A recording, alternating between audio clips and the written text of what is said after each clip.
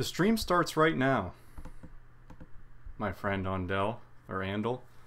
Nice to see you guys. Before I begin, how's the audio? Is it fine? Is it doubled? Anything like that? Let me know before I begin, because I want everything to be in tip-top shape. And boy, it's been a while. I bet YouTube is going to screw me and not that many people are going to see this stream. Fantastic. Audio is great. That's awesome. How you guys doing? I got 8 people in here right now. That's pretty nice. I know I've been gone. I'll explain. We'll just wait for a few more people to get in here. Because I know some more people are going to come.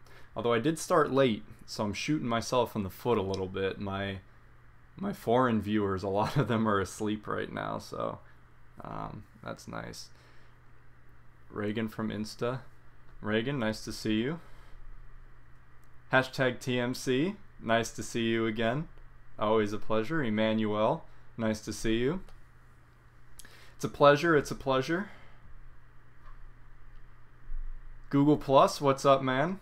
You inspired this live stream. You got me thinking that I really need a stream. Quick store review before people come in.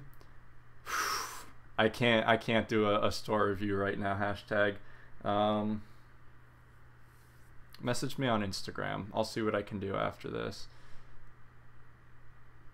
Google Plus, Rat Store been bringing in the cheddar. Yo, what are you up to?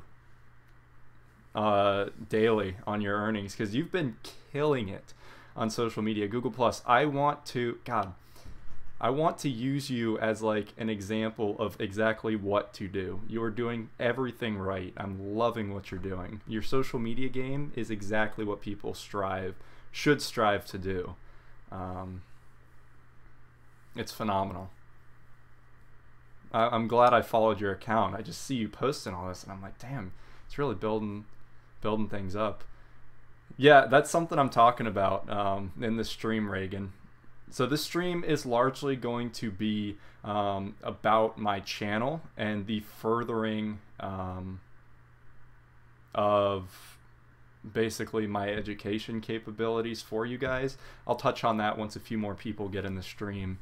Very, very excited about that. Got some big things. About 50 to 80 in sales a day. That's fantastic. And you haven't even been going at it for that long. So you are well on your way to making some very, very good money.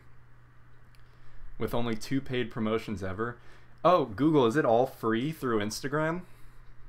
Because if so, it's so nice. Dude, I'm loving what you're doing. It's fantastic. What social is Google Plus crushing it on? Instagram. Yeah, all free traffic. He's killing it. I just spilled water everywhere. Yeah, Google, do you mind if I tell people like what your store is so they can look at it? Or I won't say it because you're doing well. I don't think any of my subscribers are dumb enough to directly copy another store. So, yeah, no problem. All right, so the store is igotrats.com. And igotrats is the Instagram handle. His Instagram game is on point. He's doing Instagram promotions, not even promotions, just organic Instagram growth so well. It's fantastic. Yes, it's a rat store though. Which is awesome because I have not seen anybody do a rat store before, so definitely breaking some boundaries there. Fantastic. All right, so we got 21 people in here. If you're watching the stream right now, go ahead and type in the comments hello so I can see all who's in here. It's been a while. I've missed you guys. If you have a Facebook page and a blog on your store, should you keep it very professional or be upfront about the drop shipping? Don't say that you're drop shipping, but you know, just make people know that your shipping times are a little bit longer. That's all you need to do, really. Just be like, hey, expect 2 to 3 weeks, and then people are like, okay, I guess that's what's happening. Manuel, Oscar, what's up? Andel, hello again. Very nice to see you all. 20 viewers isn't bad for such a late live stream. You're welcome, Mary. You're very welcome. Hoping some more people hop in here soon. But I can start talking about some things. So, yeah, you may be wondering where I've been, why I haven't been uploading, or you haven't been wondering about that. Nice one. Nice to see you, man. You might have been wondering about that, but you might not have. I probably think that I'm more important than I actually am in that aspect, so you guys haven't even thought about that. But I have put my channel on a little bit of a hiatus as I've been working more on the back end of my education business, because I realized, why would I not run this like another e-commerce business, right? So that's what I've been doing for the past like 2 weeks. I've been going hardball, just redoing everything for my business, and I've actually gone ahead and made a website for everything. Now my website, if you guys do want to go check that out, it's the first link down in the description if the description is updated. It's the zach-inman.com. I made that website, and it's going to be pretty nice. If you guys definitely do like some free content, I would recommend that you sign up for the email list. Now the email list is, and I'll tell you guys this because, you know, you're subscribers. Richard, Eric, nice to see you guys. When you do sign up for the email list, it's going to give you a free 3-day training, which if you've been watching my videos for a while is probably pretty basic to you. And then it goes into a little sales pitch for my course. But then after that, you get put on the main broadcast list. So the big thing that I'm doing right there is I'm actually sending out pretty much daily valuable emails, and additionally putting blog posts on that website, and just really trying to make my content more well-rounded. Because when I was just doing everything from YouTube, it's terrible, right? If YouTube were to die on me, then you're screwed. Same with Facebook ads. If you're only running Facebook ads, if that were to just crash on you, or if they were to take away a certain type of interest targeting that you're doing, which I know they're absolutely cracking down on some interests and taking them away. For example, like dog and cat owners, they're taken away as an interest, or a behavior, which is bizarre, but it can entirely destroy your business. So you need to diversify, and that's exactly what I was doing with my website. So that's what I've been working on for the past 2 weeks. It's been crazy, and I do want to talk about that and how you can utilize that in your business. Now, I am going to make a video on it. It's going to be one of the first videos that I put back up in my return to the channel, which is going to be nice. I'm going to go really in depth about what I'm doing on my business, be very transparent with that, and then be like, hey, here's how you actually utilize this for an e-commerce store, for a physical product, because that's what I'm actually doing in the e-commerce store that I'm starting up very, very soon, that I'm going to show you guys how to do everything for that. So that's very exciting. But yeah, that's really what I've been up to. But now I'm coming back to YouTube. Now I'm really going to be focusing on getting some good videos up. Probably going to be uploading every other day. I think I'm going to put a little bit more work into the quality of my videos over quantity. Somebody just subscribed. Let's see who that is. Ject plays Fortnite. Oh, you've been in here before. You just subscribed? Well, welcome, Ject. Definitely remember you. But yeah, probably every other day I'm going to be uploading. Eric V, I really like your store review, Zach. You influenced me a lot this month. Hey, I really appreciate that, man, and I'm really glad I could help you out. My store reviews and analysis are some of my favorite things to do, so I'm glad that helped you out. Brian, nice to see you, man. Meow, meow. But yeah, every other day uploads. I'm really upping the quality. I've got some good stuff coming. In like 4 weeks, I'm moving, or 5 weeks. Damn, 5 weeks. I want it to be shorter. I'm moving to a new house. I'm building a recording studio. Oh, it's going to be so good. You guys have no idea what you're in for. It's going to be crazy. I'm revamping the course when I move. God, I got so much coming. I'm so excited. Willie Yang, nice to see you, man. My whiteboard is very, very tiny. It is embarrassing. And that's actually why I have the little whiteboard fund up. Yes, Google Plus, a recording studio. So I'm actually moving to a house with Brennan Valesky. You guys know him, right? And then my other roommate that I have right now. We're moving to a 4-bedroom house, when there's 3 of us and we're using the 4th bedroom as a recording studio. So the recording studio is where I'm going to film my new course. It's where I'm going to film all of my videos. And it's just going to be a lot higher production quality. We're getting nice surround lights. We're getting a nice desk to sit at, a big ass whiteboard, which is definitely something that I'm going to do. Hey Zach, what's getting added, updated in the course? Oh, great question, Robert. Entirely remaking it. It's not that the information I'm giving right now is bad. It's just that I feel I could make the course so much more in-depth and valuable. So look out for that in the next coming months. I'm entirely revamping it, and it's going to be probably 80 times better than it is right now. And if you like the course right now, you're going to love this updated version.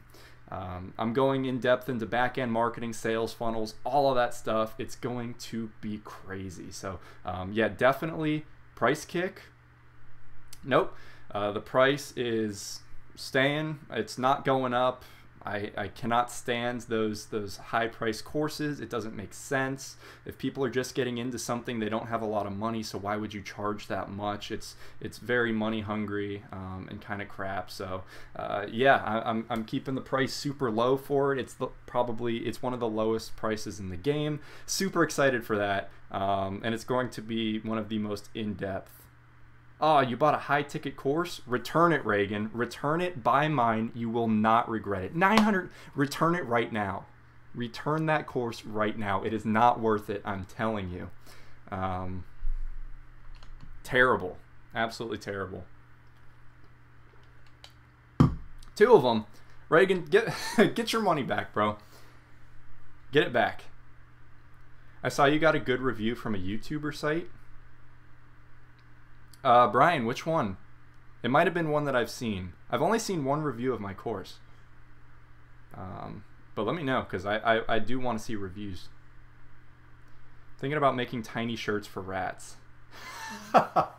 Contact some Chinese suppliers who make them for dogs and be like, hey, can you make it 8 times smaller? What about Hayden's course? He seems legit. Hayden knows stuff. He's definitely knowledgeable, but his course isn't worth the amount of money that he's charging for it. Simply put, it's not worth it. If he was charging $200, maybe, yeah. Side note, I would also be aware of courses that promise exclusive apps. Oh, those are almost always scams, Jalen, yeah. Have you ever partnered with anyone for drop shipping or in general? The only partner that I have in this is Brennan Valesky. He also has a YouTube channel. He's my roommate, best friend. We make similar content, you know, all that stuff. Decent course, not too bad, little bland. Yeah, that's pretty much what it is. So if he was charging like $200, $300 maybe, then maybe that might be worth it. But for what all these bastards are charging, it's too much. It is too much for the content. They do mentorship in the courses. I guess some of them do. The problem is, and even now I'm a small YouTuber, I can't promise huge mentorship because of the fact that I'm just so busy. I do respond to pretty much every question I get, but you know. Dropshipping Accelerator? No, his course is too much for what it is. It's too much. He gives some good value in there, but it's too much information. Are you ever going to do one-on-one calls? Robert, if you mean as like a service that I'll offer, yeah, I'm definitely considering doing that. Now, it might be only available to people that purchased my course to do one-on-one calls. I really have to figure that out, but that's the one thing that I haven't set up yet. But yeah, oh yeah, the Facebook page is your mentorship, basically. I'm in there active, answering questions, all that stuff. How about a rat leash? That is exactly what Google Plus is selling. And I bought Print on Demand Bootcamp by Justin Senior. Isn't that $1,000 as well? There's so much. They charge so much. What are you thinking about drop shipping Power Wheel toy cars? Interesting. That could be pretty cool. It could be very challenging. I mean, maybe. if you have a really interesting marketing tactic for it, but if you're trying to go basic, I don't think that'll sell that well. Thoughts on dropshipping courses on Udemy? If they're cheap, yeah, why not? I know there's a lot of cheap courses on Udemy. I can't imagine they're gonna be crazy, but how much is the Realistic Entrepreneurs course now? I think it's $1,000. He had a or 2,000. I think it's 1,000. It's a lot. It's too much for what it is. Yeah, it's 997. It's crazy. Way too much. But he was getting people in it like that. It's like bam, bam, bam. Crazy. I got a few ambassadors for my store now since we last talked. Badass, man. I'm very excited to see how that goes. I have a definite shout out from a WWE star with 2.7 on Instagram, but I have no idea what to advertise. What are they interested in? How'd you get that shout out without knowing what you're going to advertise? It's too much. Yeah, Reagan, I'm going to tell you this, and it's not just because of my course. You will get a much better value for your money with my course. And I got the update coming in a couple of months too, which you do not want to miss out on, because it's going over things that are going to last you the rest of your online business time, right? I got some great things coming for that. What do you think about a private label brand for beauty products? If you want to sell beauty products, you pretty much need a private label brand in order to succeed, or at least you'll find much better results if you do private label. There's about $10 to $12 on Udemy, but super basic and short. Yeah. Zach's course is great for beginners with a low capital. Yeah, that's exactly right. So the strategy that I really like to use, Robert and everybody, is, and this is really going to show in my new updated course because I've been thinking about this a lot. I really like the dropship model. And take it as far as it can go and then go beyond there, right? Dropshipping is great for people that do not have a lot of money. But once you really start seeing some success with dropshipping, in order to really make a much better return on your investment without a lot of the heartache, you do need to move beyond it in a way. And I'm definitely covering that in not only my course, but in my future videos too, because I do want everybody to know it, whether or not they're in my course. Cade, I have absolutely no idea. That's not my expertise at all. Do I cover private label? In my updated course, I'm really going over it. I think I cover it in the one I have right now. In my updated one, I'm going to spend a lot of time on that. If you have done your homework and found a winner, how much money roughly do you need to spend on conversion ads until you see success? If you found a winner product, you will start seeing success pretty damn instantly. You know when you found a winner. It's very, very fast. Dropshipping is an entry-level model. I agree to a very large extent, yes. Where do you see dropshipping for beginners in the next 6 months? Just getting more and more advanced. Just the methods that are being promoted by everybody don't work anymore. Like just find a hot selling product on Pexta and throw it up on your website. It doesn't work. It might work for some people, yeah. If you who donated? Which tracking app or method do you use for customers? $1.12 from Anonymous. Which tracking app? I use Aftership. Phenomenal. You can actually integrate it into your actual website, which is very, very nice. And yeah, Aftership. I think you get like 100 tracked orders a month or something, but I never hit that at the peak of my store. It's totally good. So Aftership is what I recommend. Thanks for the donation, by the way. Let's get to that bigger whiteboard, huh? What niches should be avoided? Douglas, very simply put, niches that sell vanity products. And vanity products are products that don't really solve a problem, and you're just basically depending on the product to sell itself. Something like purses or general jewelry, stuff like that. There's a lot better chance of you succeeding. Robert, good night, man. There's a lot better chance of you succeeding if you sell a product that can solve a problem. How old are you? I am 20 years old. I'm unfortunately going to have to get to sleep. Oh, okay. Yeah, Robert, it's nice making money online, I gotta tell you. How do you feel about home stuff like lamps, desks, accessories? It's I can't recommend that, Emmanuel, just because of the fact that like IKEA and everything already does that so well, and those are the go-tos. Unless you're selling a product that's absolutely totally different and wild and crazy, I don't think you're going to see success with it, and it's kind of a waste. The cool thing about dropshipping is you can sell products that aren't really done, right? Or aren't like that easily available in other stores. You're bringing a little bit of a different thing. So look for something that's a little bit different.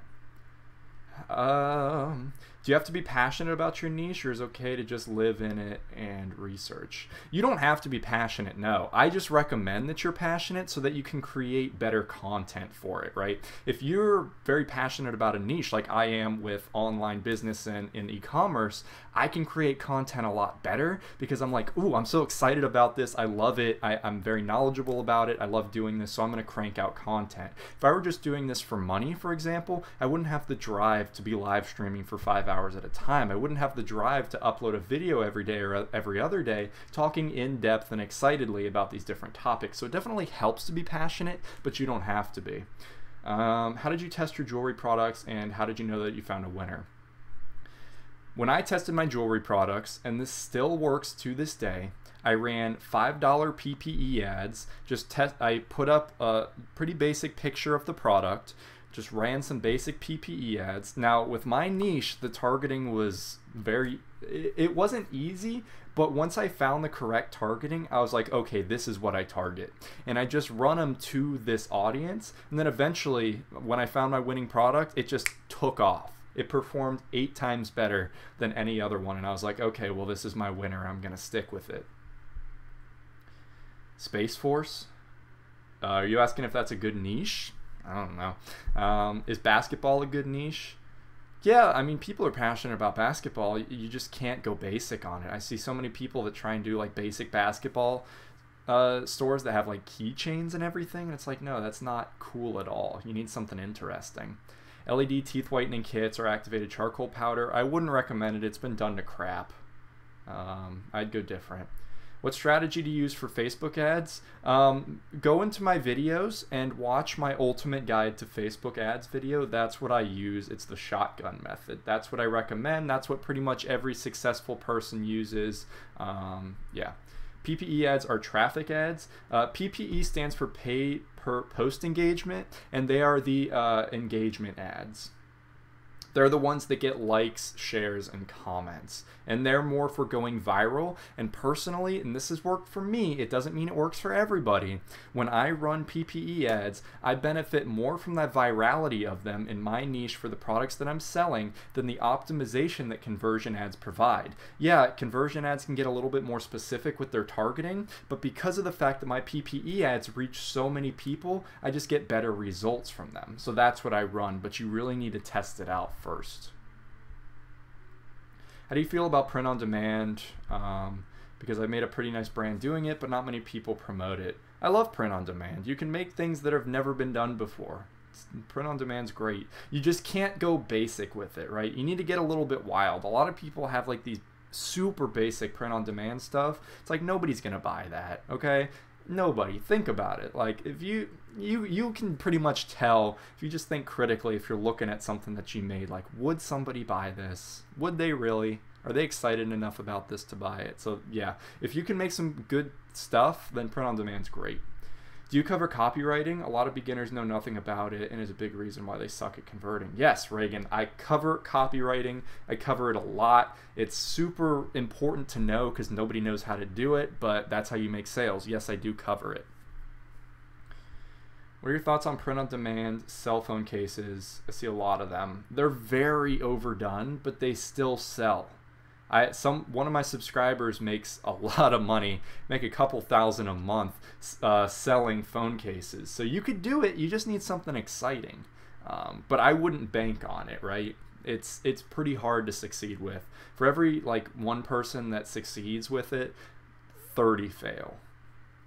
How long did it take you to learn Facebook ads? It didn't take me long to learn how to do them. couple weeks. It took me longer to figure out the correct audience for my particular niche. That's the thing. People think that they can just be taught how to do Facebook ads and they'll immediately find success. That's not it at all. You can learn Facebook ads very easily. Like there's a specific tactic that you use, which is the shotgun method that I see the best results from. However, if you don't know how to correctly target and advertise to your audience, you're not going to find any results because the ads aren't being shown to the right people in the right way. So that's what I have to say about that. So be careful with that. How do you find the right interest? Started a new store 2 weeks ago and been getting a few sales on some website conversion ads, but can't seem to find the right audience. It might be a product if you just can't find the right audience, but it also, I just keep testing, right? That's really it. I talk about this in my Ultimate Guide to Facebook Ads video, where you just sit down and you critically think, okay, would somebody in this niche, like, what would they like? What is something that's a little bit, that's related, but not, okay, like, what am I thinking of here? Like, if you're selling survival stuff, right? No matter what you're selling, a multi-tool, whatever. Think about what they would enjoy. Okay, camping could be an interest, great. Outdoors, that could be an interest, great. Hunting, that could be an interest. Or you can target brands, stuff that's similarly related but not a direct competitor. Like if you're selling something like survival related, whatever it is, you could have an interest of like Swiss Army. Like a Swiss Army knife, right? Target that brand because it's similarly related. And that's really all I have to say about that. Other than that, you gotta test. Do I cover Google ads? No, I don't really cover Google ads. I'm going to in my new updated course for sure. But I personally do not use Google AdWords that much, if at all. So I don't really cover it. I think you can see great success without doing it. So that's why I don't, but I will include it in my updated course just to have that in there so people can understand. So yeah. Do you ever get your shirt you ordered only date drop shippers? I didn't. I haven't pulled the trigger on it yet. I really want to put that money towards a bigger whiteboard. But we'll see. 2 weeks, that's pretty quick. I mean, to fully 2 weeks to get like the brunt of it, it's kind of diminishing returns. It was like, okay, here's my progress for learning, and then it kind of like tapered off, but it's still going up. So that's my progress on that. But yeah, it was pretty quick. What's the refund guarantee like on your course? It's 30 days. If you don't like it, I'll refund you. I don't want you to be disappointed with it. No hassle. The only hassle is that Teachable takes like 10 days to process a refund. So people can get sketched out, but I'll refund you. Check your DM when you can. Okay, if I remember to, I will look at it. How many ad sets do you normally use to test a certain product? After like 5 ad sets, I have a good idea for if a product would work or not. Like because of the fact that I put a lot of work into figuring out the correct targeting, I was able to really limit it to like 5. When you get to time, of course, thanks. Got you, Willie Yang. Can you talk about using add to cart versus purchase? It seems like I have had more sales from add to cart. Is that odd? No.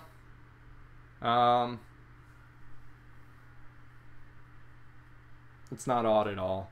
Actually, when I do conversion ads, which has not been as much as I've done engagement ads, but it, you know, it's different for everybody, right? But yeah, I have seen better results from add to cart, and if you're getting better results from that, keep running it. It's no problem. Are you worried that in 30 days someone could easily rip the videos and then get money back? A little bit. I know most people aren't scummy like that. However, if somebody goes through the entire course and then wants a refund, then I'm going to be a little bit sketched out about it, right? I've only had one person ask for a refund, and he was like, he had already been pretty advanced, and I was like, oh man, you should have waited till I updated the course. And he was like, yeah, I just think I could put that money towards ads and whatever. I was like, okay. And he had only watched like 10% of the course, and he had a good feel for it. So I was like, oh yeah, no problem, this guy's legit, whatever. Now if somebody watches 100% of the course and they're like, I didn't like it, I'm gonna be like, I don't know about that, but I'll still do it. It's just, I'm really hoping people aren't shitty. Do I cover Instagram bots? I think I do. I really hope I do. If not, it's going to be included in the new course for sure, because that's what I'm using to grow my new account for the new store that I'm building up, and it's already at 801 followers in a week. So yeah, I'll for sure have to cover that if I haven't already. How long should I expect to see a sale after running a $5 a day ad? I can't answer that. Could be 5 seconds. It could be never, right? You just got to test. That's my answer to that. I can't be any more specific. Do you have to be passionate about sales and marketing to be successful in dropshipping? No, you don't have to be passionate, but it makes things so much easier. If you're just doing this because you're like, oh, I want money, then it's going to be a lot tougher to wake up in the morning and put the hours in that you need than if you're like, okay, I absolutely love this. Let's get into the grind and do all this stuff and just put hours and hours into learning and making your store better. It makes things a lot easier, but you don't have to be passionate. How to design a Instagram shout out? I have a video on my channel about that. Look for it. I forget what it's titled. As you know, I love your course and excited for updates. Yeah, I know, Brian. Don't worry. Is InstaZood a good Instagram bot? I haven't used InstaZood, but I haven't heard anything about it really, good nor bad. How do I request a refund from Teachable? So you don't actually do it from Teachable. You just contact the person and then they actually go in and they just refund. It's a pretty simple process and pretty painless, so I wouldn't worry about that. Hold on one second.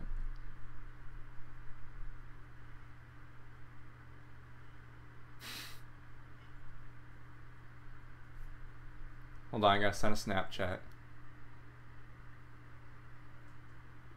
Okay, fantastic. Wait, since you're doing all these updates to the course and marketing, are you still doing the YouTube videos on the Instagram influencers and your new store? Yes. Oh, for sure. Don't worry about that. My YouTube is going to be more popping than ever. And actually, okay, stop asking questions. I want to start asking you guys some questions, okay? Because this stream is largely about my helping you, okay? And I want to cover this. Do I still recommend Instagram for testing products? No, I always use Facebook ads for testing products. How much money did I earn from dropshipping? I earned about 25 grand profit from my store, and then the one that I work on with my dad that I've largely passed off to him is pretty up there as well. And that might turn people off. I'm not making big claims of money, but I mean, I've helped a lot of people create profitable stores. So a month? No, it was like 25 grand over the course of, what was it, 6 months? So not insane, but yeah. How to do, oh, that was over 2 stores. I don't really count the other one. I made some money off of that, but it was, God, that was a wreck. Best IG bot in your opinion? I use Follow Liker and it's pretty good. I actually put some of my accounts on my dad's bot that he has, and it works phenomenally. I have to figure out what the name of it is, and then I'll tell you guys, because that's my favorite bot right now. How to do professional shout out on Instagram with influencer to get sales. What you think in this video? Huh? I have a video on it. Look in my channel. It's in there. Don't worry. So people claiming to do 100K a month are not usually possible. Well, that's not true, Reagan. You can make really as much money as you can doing drop shipping. It's really all about scaling. However, a lot of people that claim, Afrain, thanks for subscribing. A lot of people that claim they're making that much do not make that much, right? Yeah, and a lot of people that do claim, oh, I made $100,000, that's generally not profit. Okay, half of that goes in ad spend, blah blah blah, product costs. So then that's down to like 50K, which is still really good. But I mean, you can put $100,000 into like Instagram shout outs and everything, make 50,000 in sales, and then be like, oh, I made $50,000 in sales in 1 month. Look at that. But in reality, you lost a lot of money, but you don't show that to people. Thank you for being so transparent and honest. That's a lot of value. No, of course, Richard. And I know it might hurt me, like I said, when I'm like, oh, I only made so much money. It's not up to par with what everybody else is claiming, but I'm being straight up honest with you. That is what I have made. I'm not trying to bullshit you. That is what I've done, and I let people see the value in what I'm teaching, and it's not just the fact that I haven't made $800 trillion off of this, and really decide for themselves if they want to watch my content or not, because I'm not hurt if that turns people off and they don't want to watch my stuff. But you know, the people that still see through that, I know they're very, very valuable. What do I think of Hayden Bowles? He's earning a lot. Hayden only makes a lot of money because he faked his way to making a lot of money. I've heard from several sources that he did not start making money on Shopify until he had like 30,000 subscribers on YouTube, something like that. And I mean, he's got rich parents and everything. So he's making a lot of money for sure. He's making a crap ton of money, but it's not because of drop shipping. Now he like has people running his stores and everything. So now he is making money from it, but he didn't get to the point through the means that he's saying. And that goes for most people, which is why I'm straight off the bat, I'm like, okay, this is how much I've made, blah, blah, blah, you know, whatever. I'm really not trying to go that route. It's kind of crap. Do you think you can make 20K a month? Of course. Of course, of course. Biggest scammer out there, damn rich parents. Yeah, it's terrible. Really not trying to be like that at all. There's some great people out there, and a lot of people, like the Jet Set Squad. It's all hype, all crap, but people eat that up. If I were to go that route and lie to you guys and fake everything and be like, oh, I make 100K a month, I'd probably be like crazy. But I'd probably be a lot more successful than I am right now. But I don't know how they sleep with themselves at night. Okay, what questions do I have for you guys? Great question, Brian. Let me get into this. So it kind of fits into what I was talking about right now. Wait 1 second, Monsef. Do you buy Instagram followers when you do shout outs? You call this influencers with a brand page. Do you must have a page? Do I buy? I don't buy Instagram followers. I let them come naturally. I contact them with a brand page. They're thinking about the clout. They dream about Supreme hoodies. Yeah, those people. I mean, the people that listen to those people will never be successful. When they just are like, oh, like circle jerk and everything, those are the people that aren't going to get anywhere. So you guys, if you're in the stream, you're the ones that are most likely to see success. Okay. So my questions to you guys, and I want to. I was thinking about having my setup up by the whiteboard so I could write some stuff out, but I'm not. Anyway, guys, yeah, if you have like any money to throw into things, and this is what I'm going to talk about, kind of. There's a bigger whiteboard thing, so yeah, if you wanna try and get a bigger whiteboard for everything, do that. The realistic entrepreneur isn't good. He's all right. He's not bad. He charges too much for his course and kind of deceives people. I don't like his approach to business. He does sell way too much. He gives some good value for sure, but I do not like his approach to business. It's not as bad as like Jet Set and everyone, but it's not good. But yeah, he's definitely not bad. I just wish he would be a little bit less salesy with his stuff. But that's just like my preference. Not hating on the guy or anything. But he does charge too much for his course. So, does free plus shipping usually get a bunch of abandoned carts? Yes. Is Ari better? Yeah, I think Ari is better. Ari just needs to change some things with his business that I wish I could get him to do. But it's whatever. I do think Ari's a lot better, yeah. Although he was like, oh, I'm never going to make a course. And then he made a course. And then everyone was like, ah, fuck you. So Wholesale Ted is also good. Yeah, whatever. Okay, so this is what I want to ask you guys about this.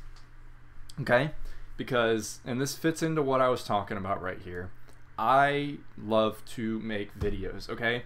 If I were making only enough money to just pay my bills through this, that would be awesome, okay? Even if I wasn't making any more, I love doing this as a job. It's fantastic. Yeah, if you're gonna get a course other than mine, I'll say it right now, Frank's is also really good. What things do you think he should change? I think that he should change his approach entirely to drop shipping, in that he needs to have some kind of back-end marketing on things, because he's getting a lot of one-off sales and missing out on so much damn money. He needs to change some things in terms of in terms of his back-end marketing.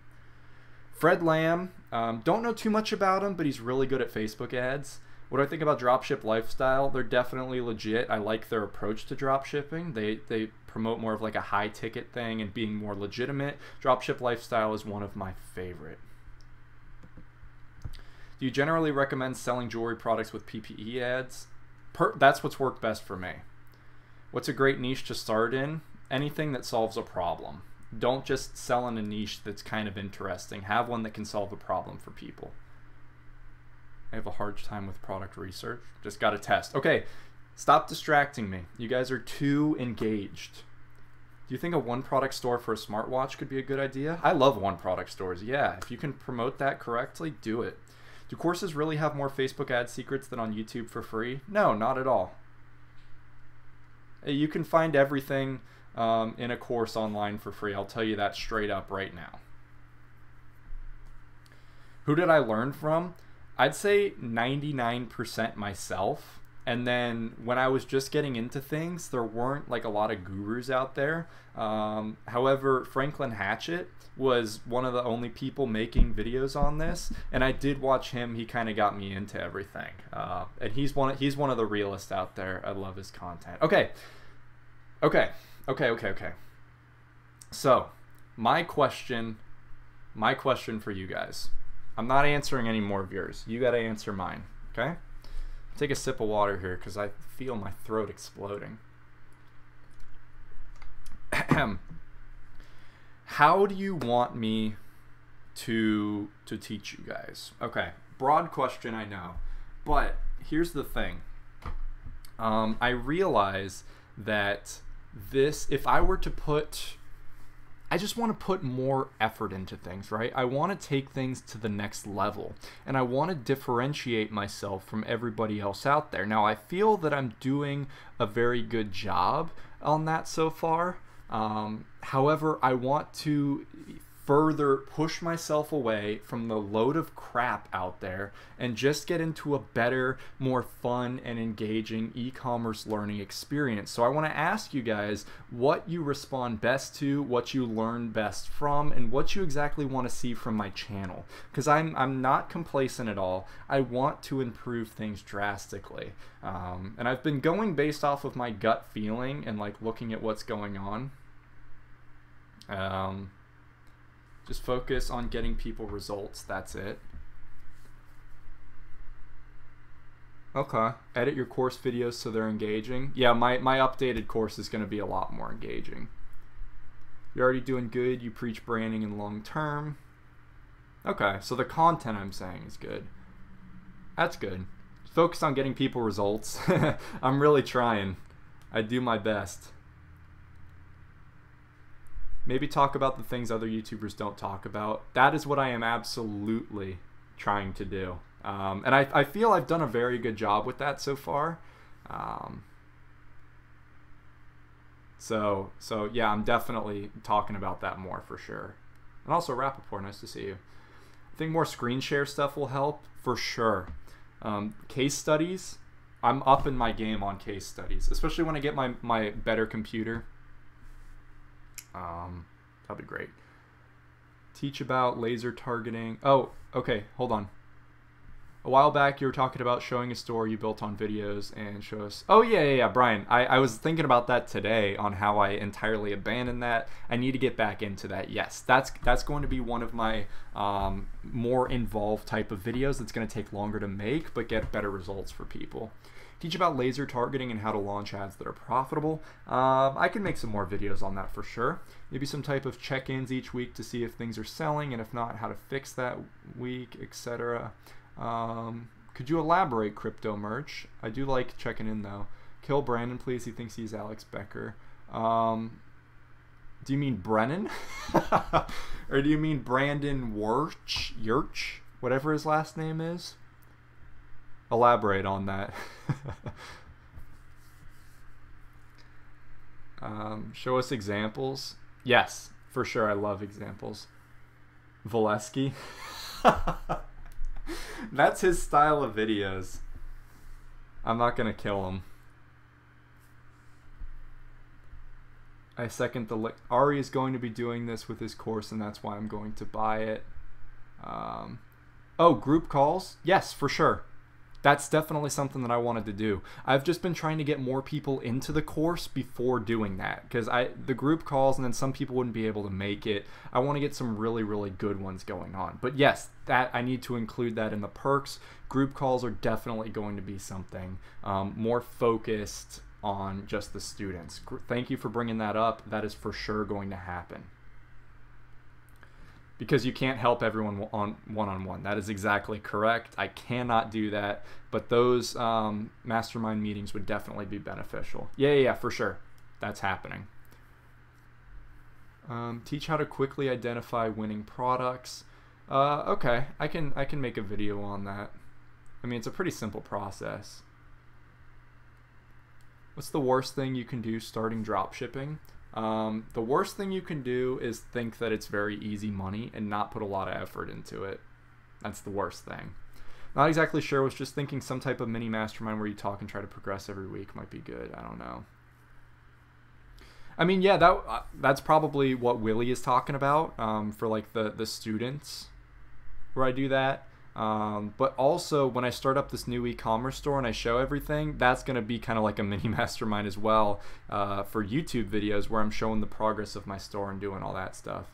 Willie, it's been real, man. Nice to see you. If Ari's course is too expensive, I will buy yours. Thanks, Willie. Although you better give me first priority, man. Being that side hoe, I don't appreciate it. James Beattie claims he made $2 million with drop shipping. James Beattie kind of fell off, honestly. I get a lot of his ads on Facebook now. He's really pushing that. What do you think about Amazon FBA? I love FBA. You got to do it right to succeed with it. But the problem with FBA is that you're building up Amazon's business and not yours, which is a problem. My dad uses FBA because he sells in foreign markets. But if you can sell on your own platform and get your own customers, then I would recommend that. Pros and cons to affiliate marketing. Pros is that you don't have to make the products. You just market them. The cons are that, I mean, the cons are that it's kind of hard to affiliate market correctly. A lot of people do it, and there's a lot of people are around the same standard, so it's kind of tough. And you're still not really building up your own business, right? You're building up other people's. So it's very kind of like temporary in your success with that. I think the videos on a store and showing yourself marketing videos would be cool when you get back into it. For sure, Brian, I'm going to make those. I suggest to take notes, since after this you won't remember all this stuff. Take notes. Yeah, nice one. The live stream saves, so I'll just go back and watch it. But I've already thought about a lot of this stuff. It's just kind of reassuring. Is Mike Vestile good? I do like Mike Vestile. Yeah, I do like him. Yeah, he's doing a similar approach to what I'm doing. Although a lot of his videos are more just kind of like hyping people up in the jet set way. But I have a lot of respect for him. How old is your dad? My dad is 45. I want to start a clothing store. Is that a bad drop shipping niche? Shouldn't I do Instagram ads? If you're doing a clothing store, you need your branding to be on point. It's very tough to drop ship an effective clothing store just because of the fact that your product quality is so different. So think about that. I would maybe recommend against a drop shipping clothing store. But clothing stores in general are pretty good. It's just the drop shipping kind of messes things up.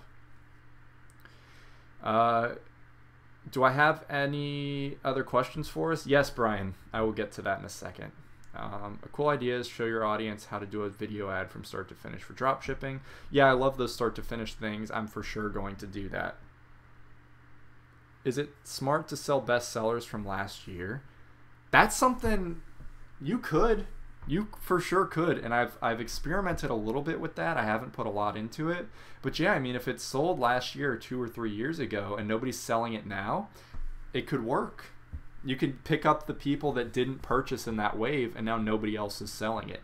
That's a good strategy. Do you use Google product listing ads? I don't, Robert.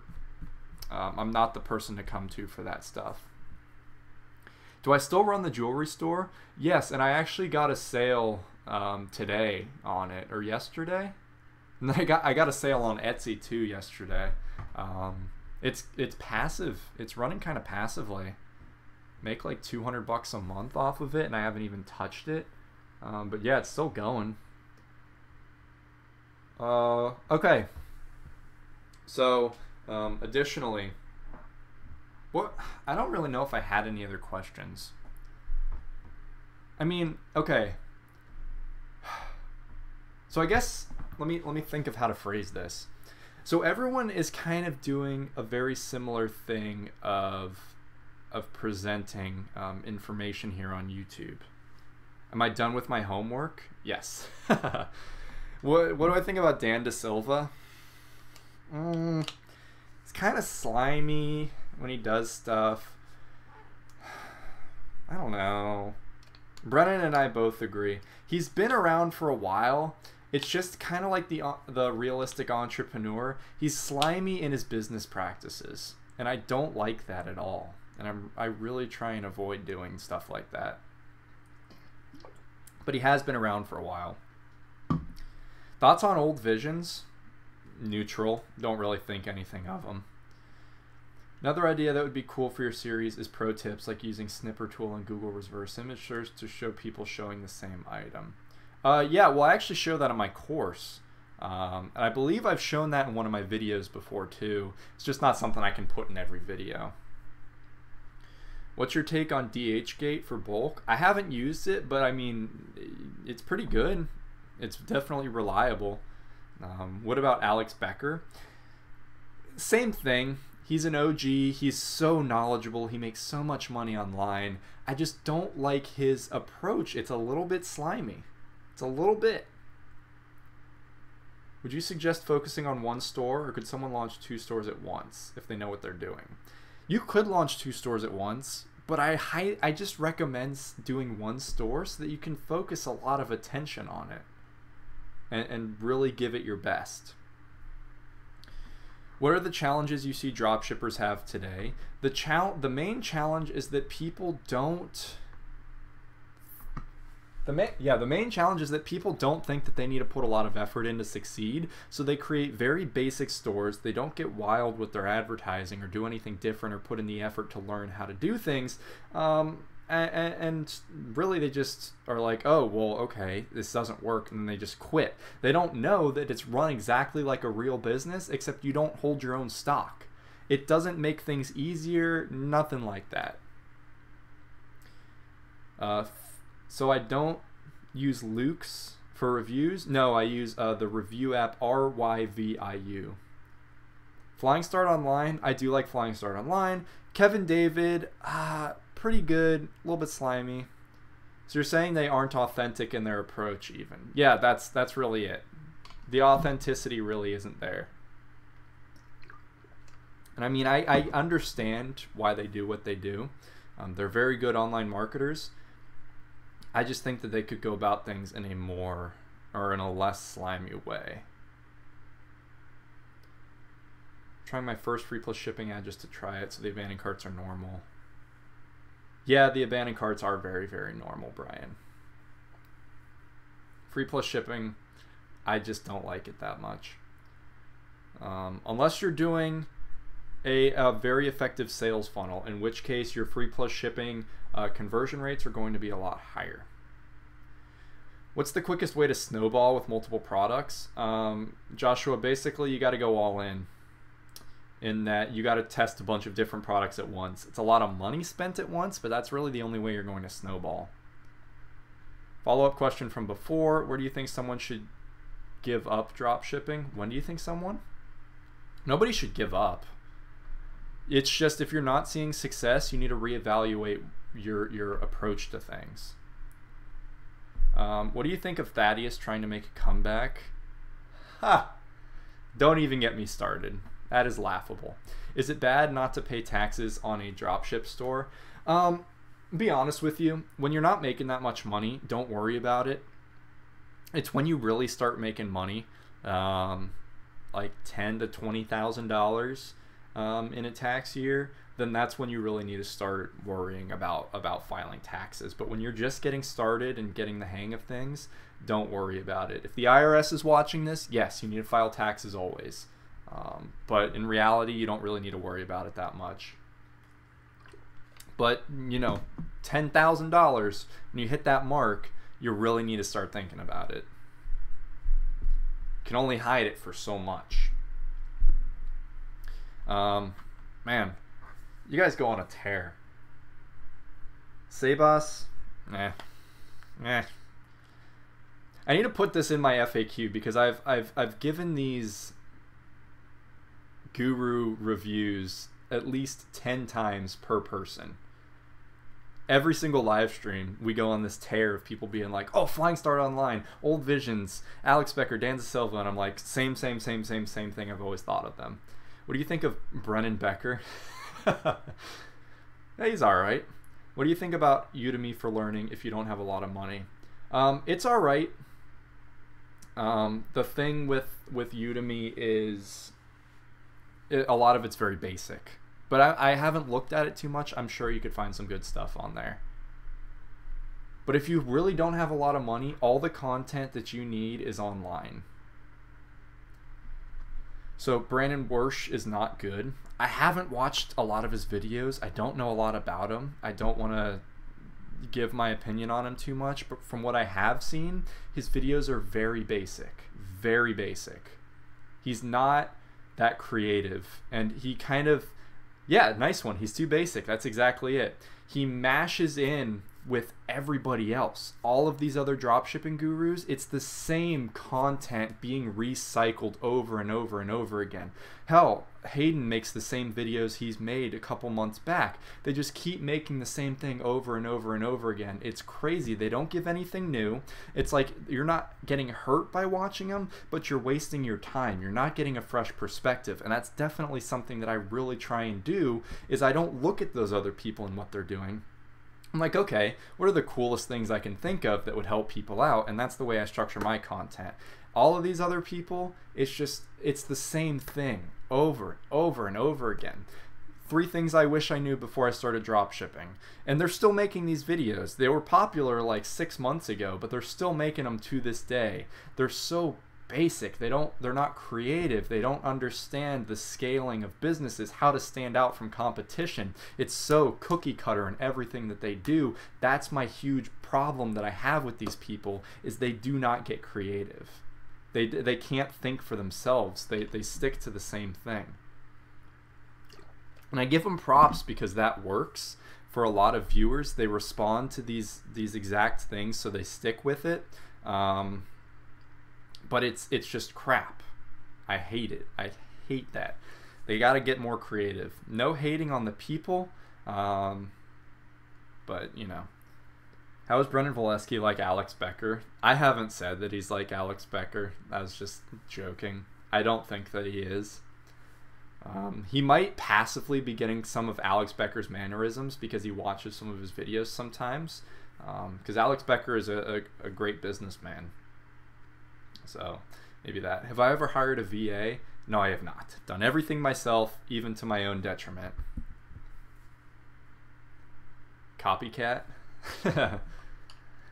I mean, to some extent, copying is how you succeed, because of the fact that you don't always need to be revolutionary if something is working. Now, that happens to an extent.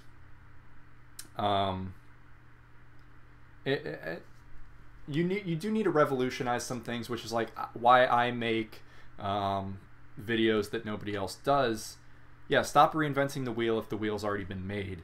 But you can stylize the wheel a little bit, make it a little bit crazy, but a lot of the basics still apply. So you should, you know, there's some things that are always going to hold true for business.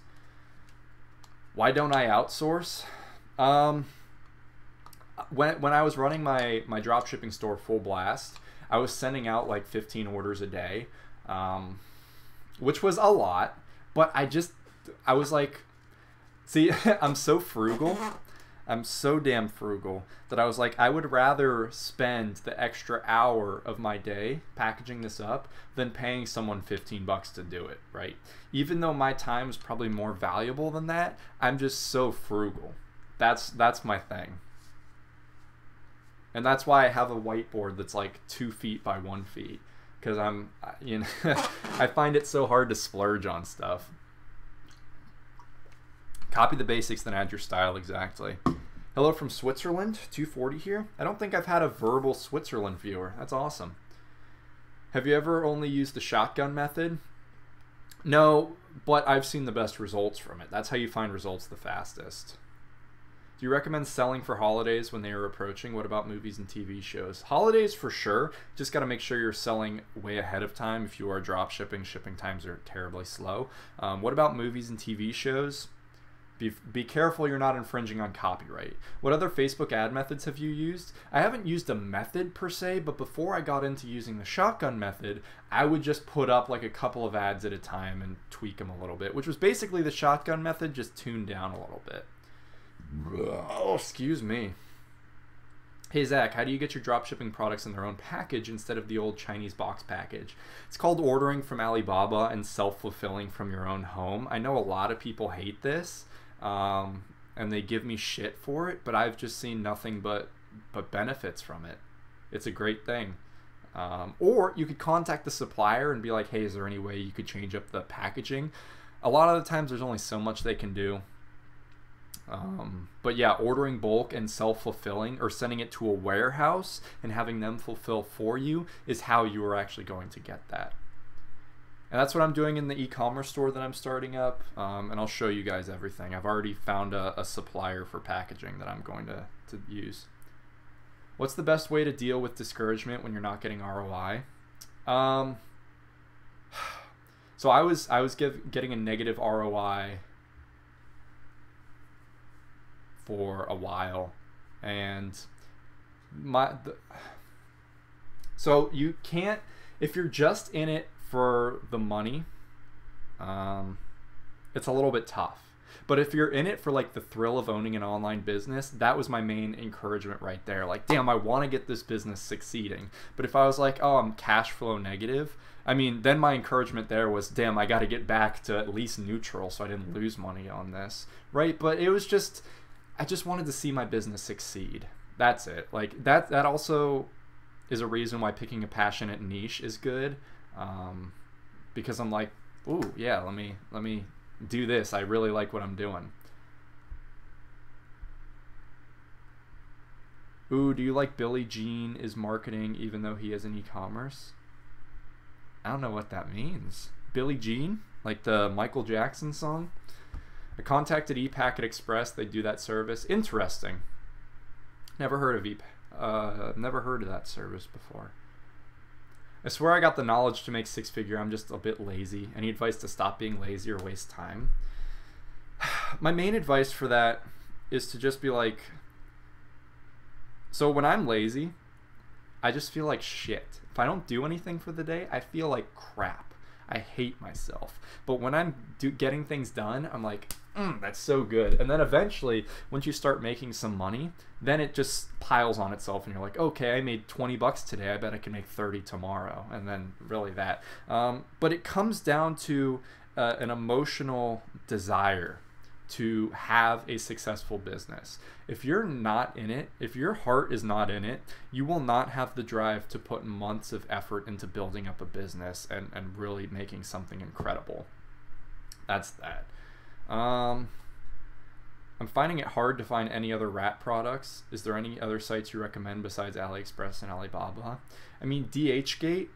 You could even look, hell, something that some people have used is like they go to like PetSmart or just any store, Walmart. They look for the products, they contact the supplier, and they're like, hey, I'd like to buy in bulk from you. Or what they do before that is they list they go to the store, they list the product on their website. Say they sell like 5 of them pretty fast. They're like, oh, damn, that's awesome. They go to the store, they ship those products out at like neutral. They don't make any money. But now they know the products sell, right? So then you can do one of two things. You can either contact the supplier of that exact product and be like, hey, I own an online store, I'd like to buy in bulk from you. They're like, okay, here's our bulk pricing, and you can buy it directly from that manufacturer, which is what a lot of people have actually done. Or you can go on Alibaba and you can actually submit an inquiry and be like, hey, I would like to have this product made, here's the specifications. And then what actually happens is a supplier will get back to you and they're like, oh, we can make this product for you. And then they'll do it. And it's crazy, and I highly recommend people take advantage of that, because my dad and I actually utilized that to get a customized necklace, a chain for our necklaces, because nobody was making a chain that was up to our standards. So we submitted an inquiry and a supplier got back and was like, oh, we can do that. And then they did it, and it was cheap and easy and quick. So that's what I recommend for that. Oh, shoot. I got a lot of questions. Okay, stop asking questions. Stop. Let me get through these. What do you think makes a jewelry product a winner? Ronald, it's really about solving a problem. Once again, like, jewelry can look nice and everything, and that'll get a few sales, but when it provides utility, that's when you're going to succeed. Like when someone can show their pride through a product, like I use this example a lot, like nursing jewelry does well because nurses are so passionate about their careers, and through this jewelry you're like, hey, show your nursing pride. That's when that really succeeds, right? Or other niches where people can show their pride. When it's just like, oh, that's kind of pretty, it doesn't see nearly as many results. I think people downplay how lame it is to wait weeks to get a crappy product. I don't order that stuff, TBH. They do downplay it a lot. So you got to make sure your products are pretty up to par. Otherwise, you will get a lot of disappointed people.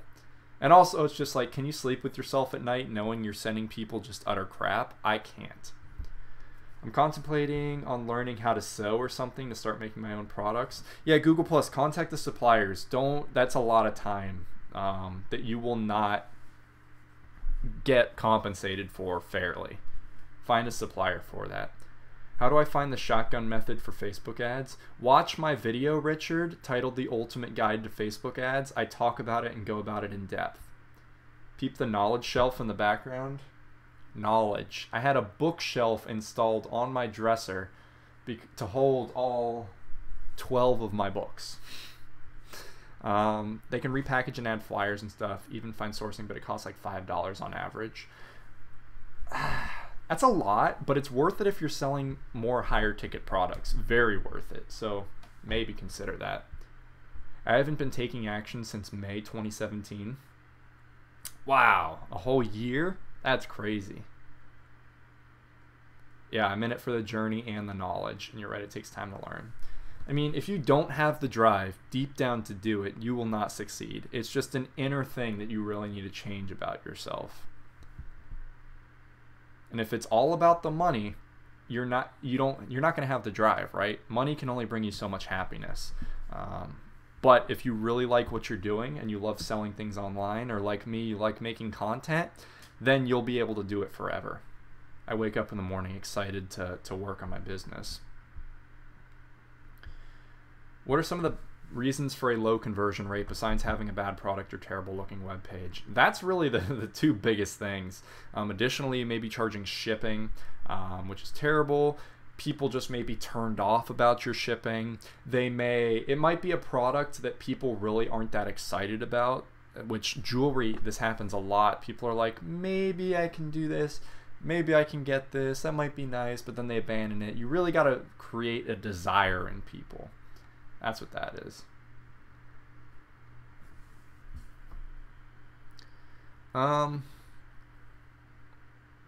Richard, Zach has a YouTube video. Yeah. Well, I got to clock back in from lunch at work. See you, dog. See you, Reagan.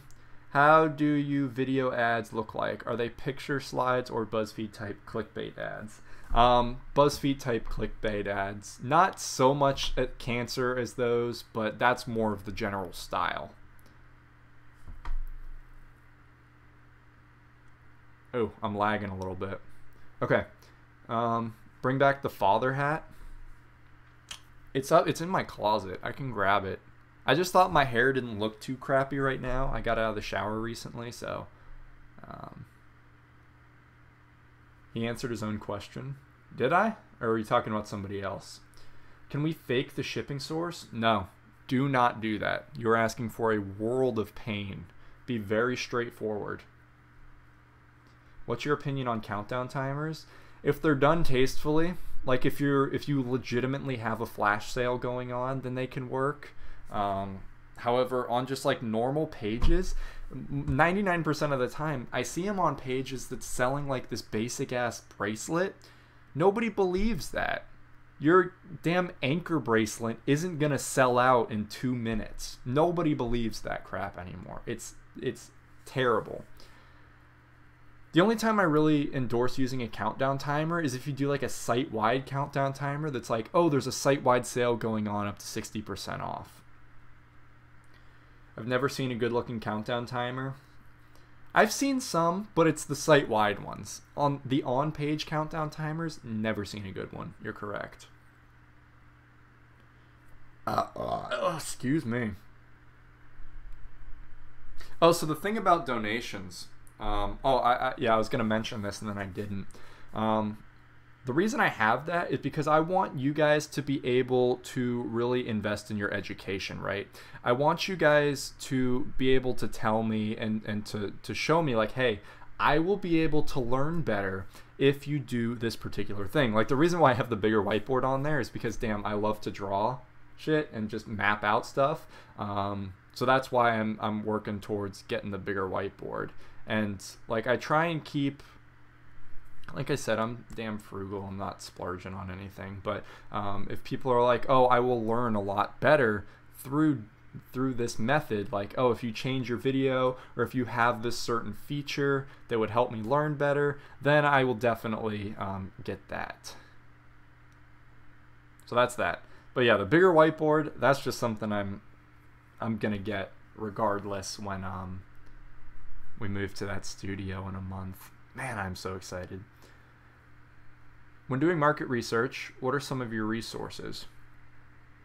Great question. Ondell, great question as well. About questions, yes, I will ask you guys some questions after I get through these. So don't ask me any more questions, people. When doing market research, what are some of your resources? A big thing is Instagram. I look at pages within my niche. I see what kind of content they post, what their followers best respond to, and what their average follower and active person looks like. That's a huge thing right there because you're directly seeing who's responding well. Honestly, that's the biggest thing right there is just seeing competitors' social media and seeing what performs the best and what the type of person is that's responding well to it. That's the big thing. If I'm gonna make it simple.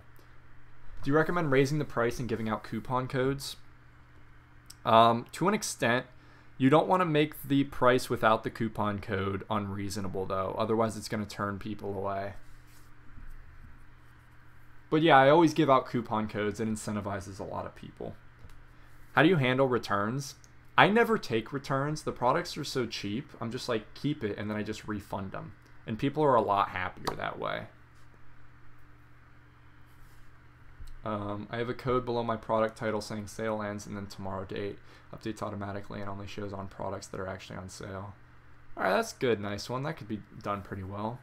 Any must-know advice for dropshippers in continental Europe?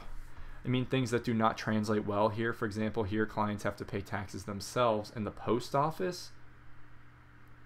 Wow. To sell high-value products because people are turned off if they have to pay afterwards.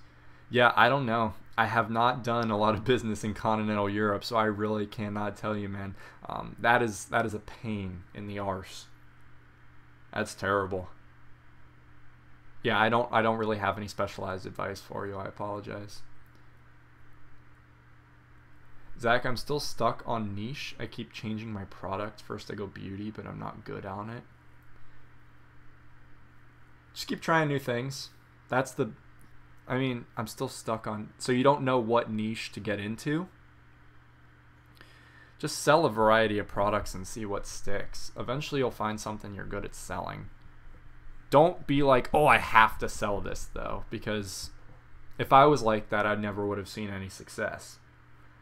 Ask questions, Zach. Okay, last question by Rappaport.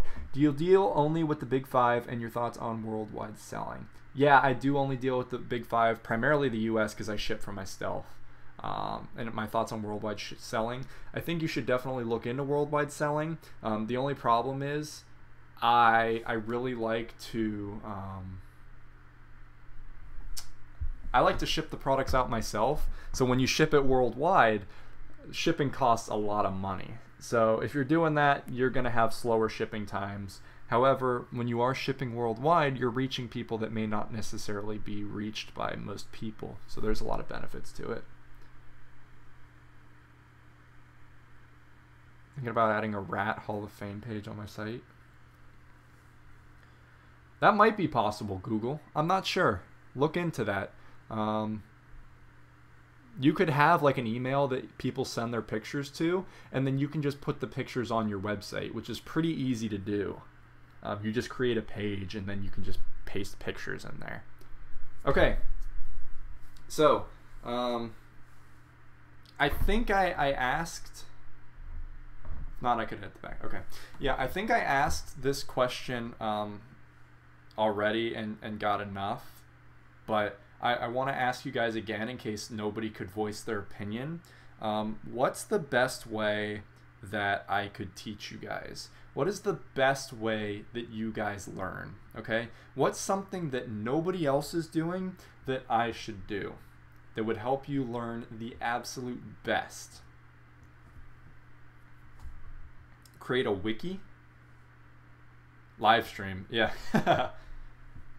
Oh, Justin Y. Is that the real Justin Y? If so, dude, what are you doing spending your time in here? You need to go back to commenting on other videos. Timothy, have a good one. Screen share and go slow. Okay, that's definitely a good one. I can spend more time going over things. Live stream, yeah, live streaming always. I'm the most active live streaming e-commerce YouTuber that holds the record for the longest e-commerce stream. And when I hit, hey, oh, I gotta say this. When I hit 10,000 subscribers, I am going to stream for 10 hours straight. Okay? And when I hit 24,000 subscribers, I'm going to stream for 24 hours straight, and I'm going to try and raise $2,400 for charity. So it is going to be hype. Yeah, it's going to be nice. So, you know, get me to 24,000 subscribers, and I will live stream for 24 hours straight. I'm not exaggerating. I might even go 48. Sakozy, nice to see you, man. It's been a pleasure. Or woman. I don't discriminate. Wiki documentation is useful for organizing information. Good organization equals efficient. Camille, think about that. On my website, I'm creating blog posts, and a lot of the blog posts are going to be reiterations of my videos that I make, and there you'll be able to search through them. So that's probably a good way to make my my videos more accessible and like easily searchable. So that's my approach to having a wiki, is having articles and blog posts on my website. 48, yeah, okay, 48's a lot. We'll stick to 24 hours, and we'll see what's going on from there, right? But I think this is what really sets my channel apart. And oh, this is what I wanted to do. I wanted to have a badass live streaming setup, right? That's what I wanted to do. I want to put, okay, let me ask you guys this. I got 36 of you here. I'm assuming you guys are pretty dedicated, so I really respect your opinion on this. If I were to put, is that backlinking blogs to website, to YouTube? Here, one second, Rappaport. Can you rephrase that? Because I don't really understand. Yeah, Google Plus. That's the thing. So I'm getting a desktop. I've already built one out. It's going to be about $1,300. It's going to be a pretty massive beast. Getting a whole setup. It's going to be crazy. Now, if I were to go all in on this live streaming setup, if I were to get a badass camera for it, if I were to get a sweet, just totally optimized for live streaming, and I put a lot of my effort into live streaming, I'm talking maybe a fourth of my videos are actually live streams. So I do like upload, live stream, upload, live stream, stuff like that. Would you guys enjoy that? Because I absolutely know that, don't forget a nice background. Of course. Because I know that really having this, yes? You like that, Google Plus? Because I know having this personal one-on-one connection and answering questions is so valuable, right? So valuable. Hey, who subscribed? Abinvi? That is a badass name. Abinvi Stationery. I hope that's actually your last name. That's cool. Thanks for subscribing. As long as there is a high density of value. Yeah, Camille, that's the thing. So people might find this weird, but I want to make my live streams very engaged. And a way that I want to do that is I kind of want to do themed live streams. And I've already done a couple of them. Like I had my Rich Snob teaches you e-commerce live stream and stuff like that. And I wanted to get a little more zany in some of them and really just keep it fun, because a lot of people, the content's kind of like monotonous, and I want to make learning e-commerce more fun. That's my huge objective here. Make it fun and make it easy to understand. And I can really achieve both of those things through live streaming. It's so much fun. So yeah, if I were to put more emphasis on live streaming, would you guys like that? Do you think that is a good direction for my channel to go? Do you think I should have my channel known as the live streaming e-commerce channel? Now, of course, once I actually do this, or if I do this, then I will get a better schedule for my live streaming. It'll be at a more accessible time for people, and it'll be like scheduled out so people know when to hop in. But I gotta know that you guys are really going to like these live streams. And in them, yeah, it's not just gonna be like a basic Q&A. Some of them will be store reviews, some of them will be Q&As, but a lot of them will have themes as well. So I could have like an in-depth sales funnel theme like I had that other time. I could have an in-depth product research stream and stuff like that.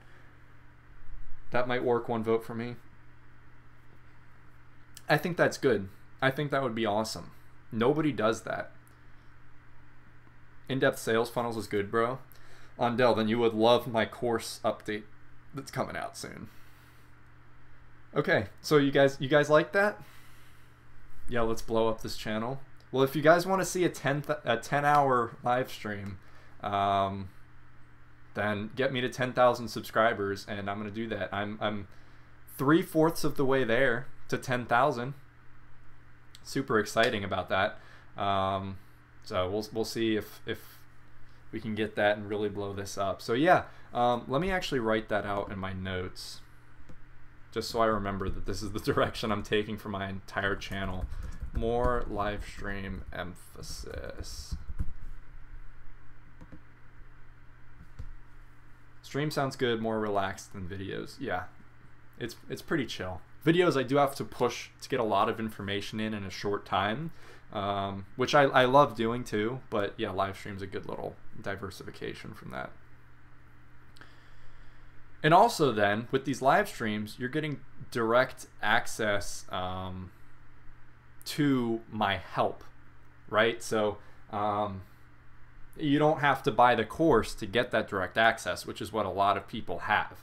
You don't have to do that. Now, of course, you get more specialized access with the course purchase. However, you don't have to do that. I'm always available through the live streams, which is why I love to do this. I can talk to people that can't necessarily spend the money to get the course, and I get to help them out in a unique way, which is what I love to do. Because obviously, yeah, I want to make money from this shit. Of course I do. However, yeah, I want to help people too. So doing this really gives me another outlet to do that.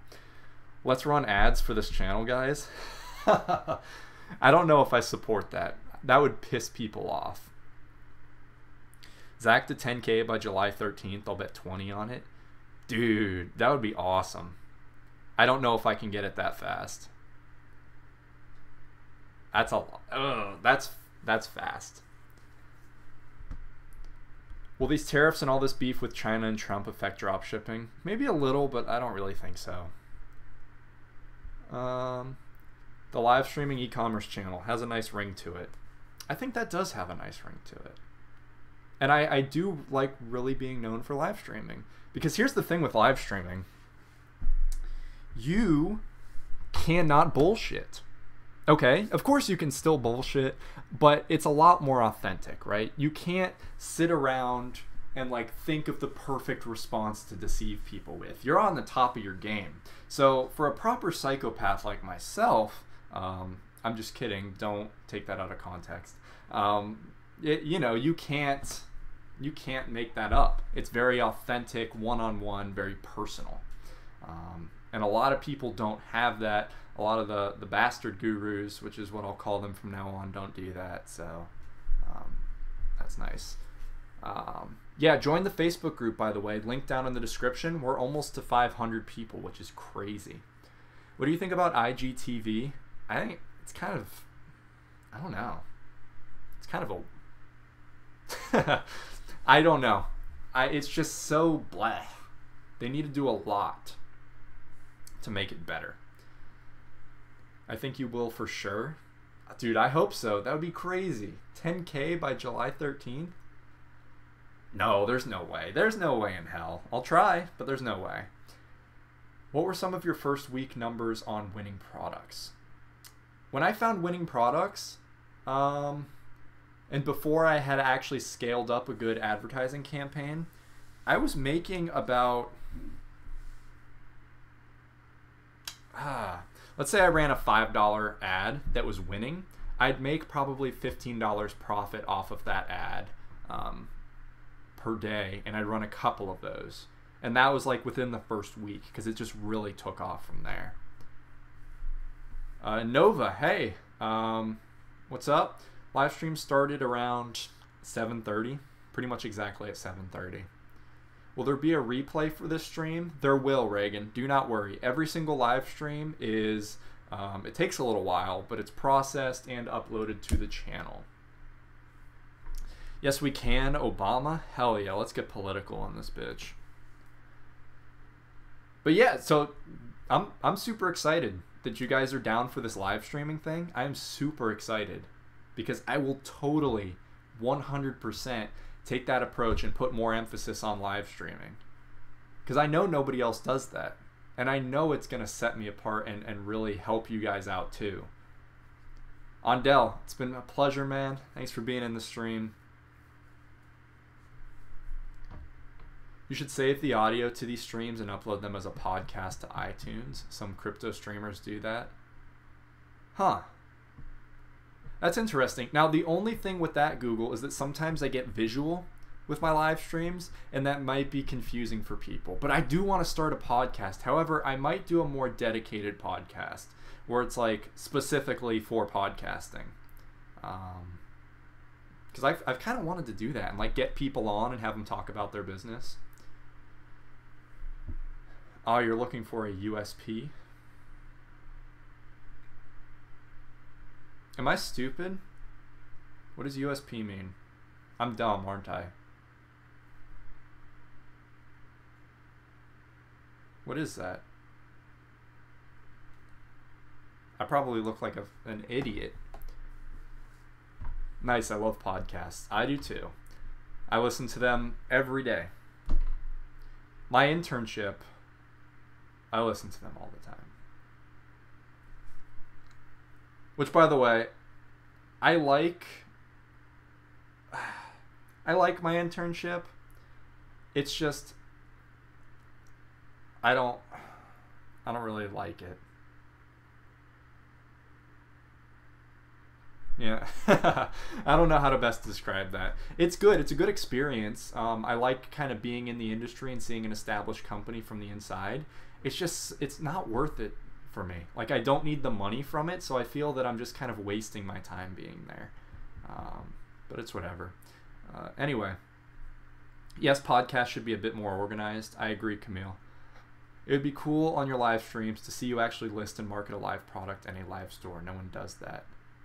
Yes, for sure. I will definitely have some dedicated live streams to doing that. And I'm also having some videos where I do that too, like a step-by-step thing. So look out for that, Rappaport. Do you have any advice for a Yelp page? I'm advertising and getting clicks, but no conversions. That's interesting. Nova, what's your business that you're advertising on Yelp?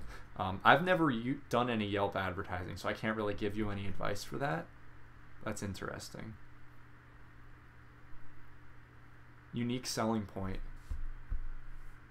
You're looking for a USP?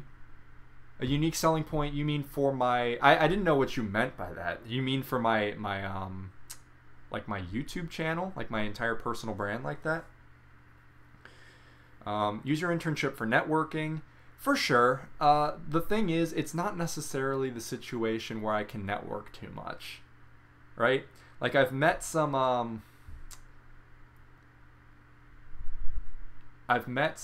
Oh, Braden Wersch. Been following you for a while. Love your content. You're definitely providing great value in this space. Hey, thanks, man. I appreciate that. I like seeing other YouTubers popping into my stream. Do you really need to network to start a business? No, it's not necessary. However, it does help a lot if you know other people, because you get those connections to things. Just finished my rat t-shirts. I'm going to see if my audience wants some merch. Google Plus, I guarantee they're going to want your merch. I guarantee it. Your fans are awesome. I do win. Oh yeah, Nova, you told me that. Oh yeah, I helped you with a sample sales funnel, of course. Yeah, I don't have any advice for a Yelp page. I don't. Very interesting though. Not that I know. I've never had an internship. It's a good experience. Get a taste of the corporate life. Hey, which one of you guys was like, hey, how do I get the motivation to really work on my business? Which one of you was it? Answer that. Because I got a tactic. A foolproof tactic. Okay?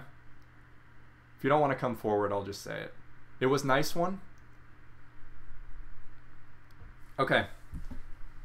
Here's the tactic for getting motivation to work on your personal business. Nice one, Reagan, Camille. Get a corporate job. Get a corporate job, work that, and you will be like, oh my God, I need to get out of this. And then you will just, I don't hate it, but I'm like, my motivation is just enhanced so much because I'm like, man, when I get home, if I were to put the same amount of time into my business, I could get such a better ROI. And it's like, oh, the opportunity cost is crazy. I work at Walmart. I hate it, but I don't know. At least Walmart's up to their pay game. I mean, I think everybody should work a minimum wage job because it gives you some damn good skills. But eventually you're going to want to move out of it. But that's my motivation, is sitting in the corporate job. And it's like, it's fine. It's great for what it is. but the whole corporate atmosphere, I don't dig it. So I just have too many things to do, bruh. Nice one. You're telling me. I think I have aged 50 years in the last 6 months. It's crazy. You need a passion to strive towards and an image of hell to flee from. Best combo. That is exactly right. Man, that is very eloquently put. Good job. Do you use PayPal on your checkout? Yes, of course. Is music a passionate niche? Yes, people are very passionate about music. Then the Do It, Just Do It, Shia LaBeouf. Man, that was a while ago that came out. They offered me a managerial position. I mean, Reagan, I would take it, but work on your business on the side. Yeah, that's what I'd do. But I mean, hell, at the end of the day, don't let people define your goals for you. If you are perfectly content with working the job that you're in now, then stick with it, right? That's totally fine. You don't need other people to tell you what makes you happy. If you're totally content with the life that you're living, don't feel that you need to like take it to the next level. Personally, for me, I can't deal with that. I need to take it to the next level. I really don't like the mediocrity of the career path that like staying in school and getting a normal job would take me in. So that's my motivation. What do you think of spy gadgets? I think those are interesting. Haven't seen those done well before. 100% agree. Being a firefighter was fun and an amazing job, but it doesn't come close to competing with the entrepreneurial lifestyle. Funny you say that, Braden. I was actually, I wanted to get into firefighting a little while ago. I was like, like if I were to have a career, it would be something like that, where it's just directly rewarding. So that's cool that you did that. That's actually badass. When you're working more of a corporate job, you don't have that sense of reward, right? You have no real like results from your efforts, which is terrible. Like with the business that I'm running right now, my YouTube, I can see my subscriber count grow. I can see like the results of my efforts being put into my bank account. Right? I'm like, oh, I put this much effort in this month, I make this much money.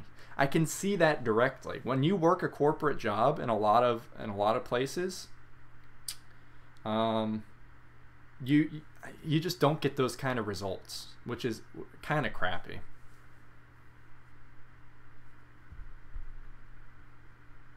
For motivation, search for the video Mel Robbins on why motivation is garbage. Yes.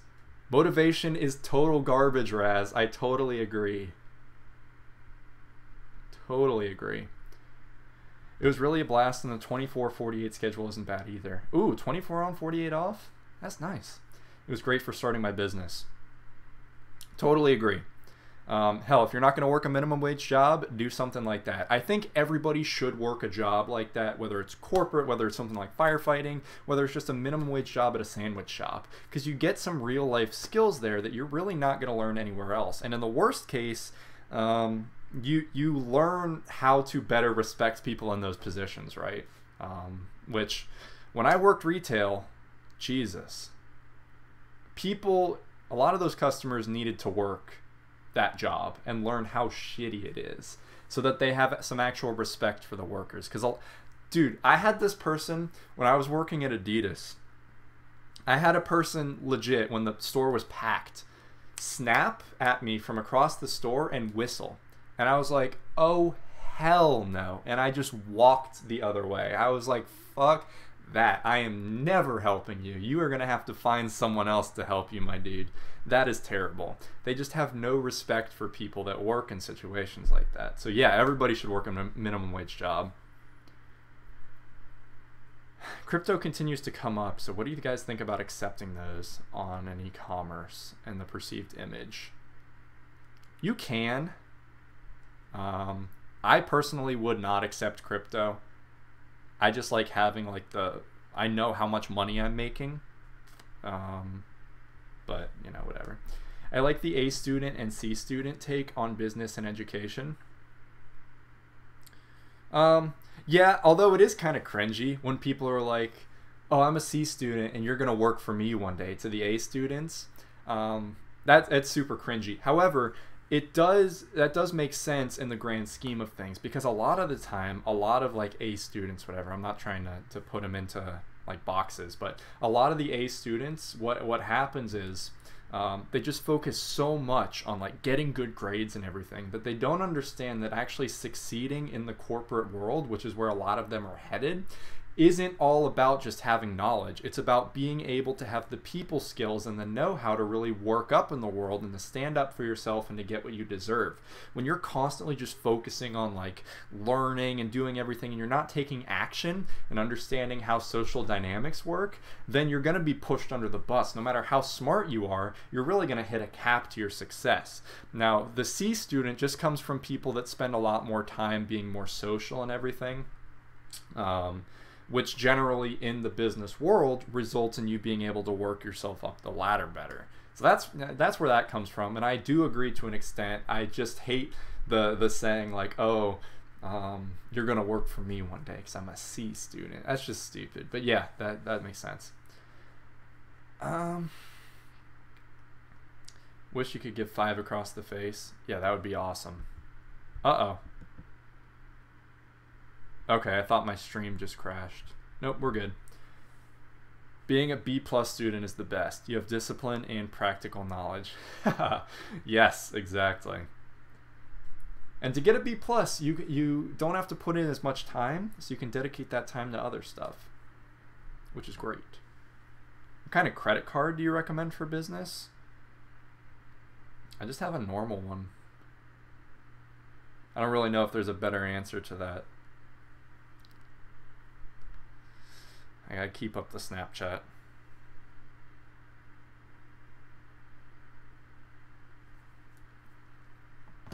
So yeah, badass guys. I'm very excited to actually get this live stream thing going. And I was thinking about, I have a pretty nice webcam right now. It's definitely not bad quality. But I wanted to get a better store, or not a better store, a better camera. That can live stream in like 1080p. That would be badass. But that's in a month. I wish I discovered you a year ago, man. I appreciate that, Reagan. That would have been weird if you discovered me a year ago, because that's when I was uploading clothing videos on YouTube. I wasn't making this channel, so that might not have helped you as much. But yeah, 6 months ago when I started uploading, that would have been awesome. Would it be weird to incorporate some jewelry products from outside your niche on your store? If you do it right, it's not that weird, but you got to make sure it's done right. If that makes sense. Pretty sure you could rack up travel points and whatnot using a credit card for Shopify. Pretty sure you could rack up travel points and whatnot. Huh.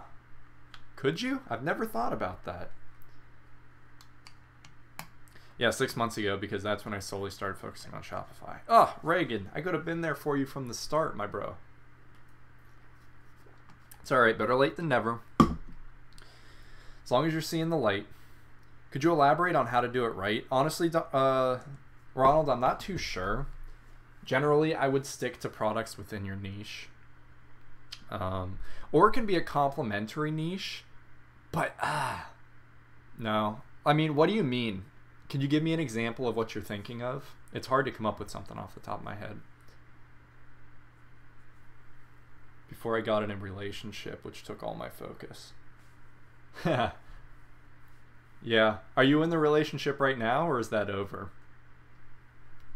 I'm in a relationship right now, and it's good. It's good. I've definitely found a healthy balance between work and focusing on the relationship. That's tough. That is very tough to do. And that's why sometimes I like stop talking and just text, because you know you got to make sure that you're keeping that solid. Because if you really love the other person, then you gotta. It's over. That's why I'm on this live stream instead of talking to her. That's funny. Well, I will never do you wrong. I will never cheat on you. I will never set your clothes on fire. I will never go and bang Chad behind your back. I'm here for you, my boy. Reagan, I'm entirely loyal. You got my heart.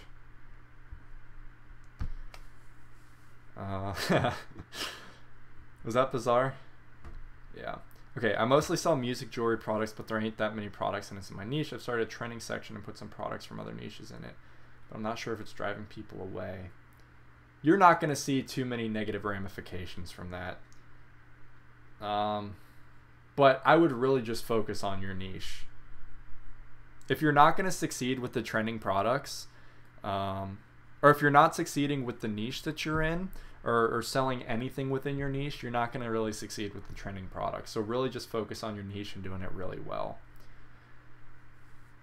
Bros over hoes, that is correct. Except if you love your hoe, which I need to text mine.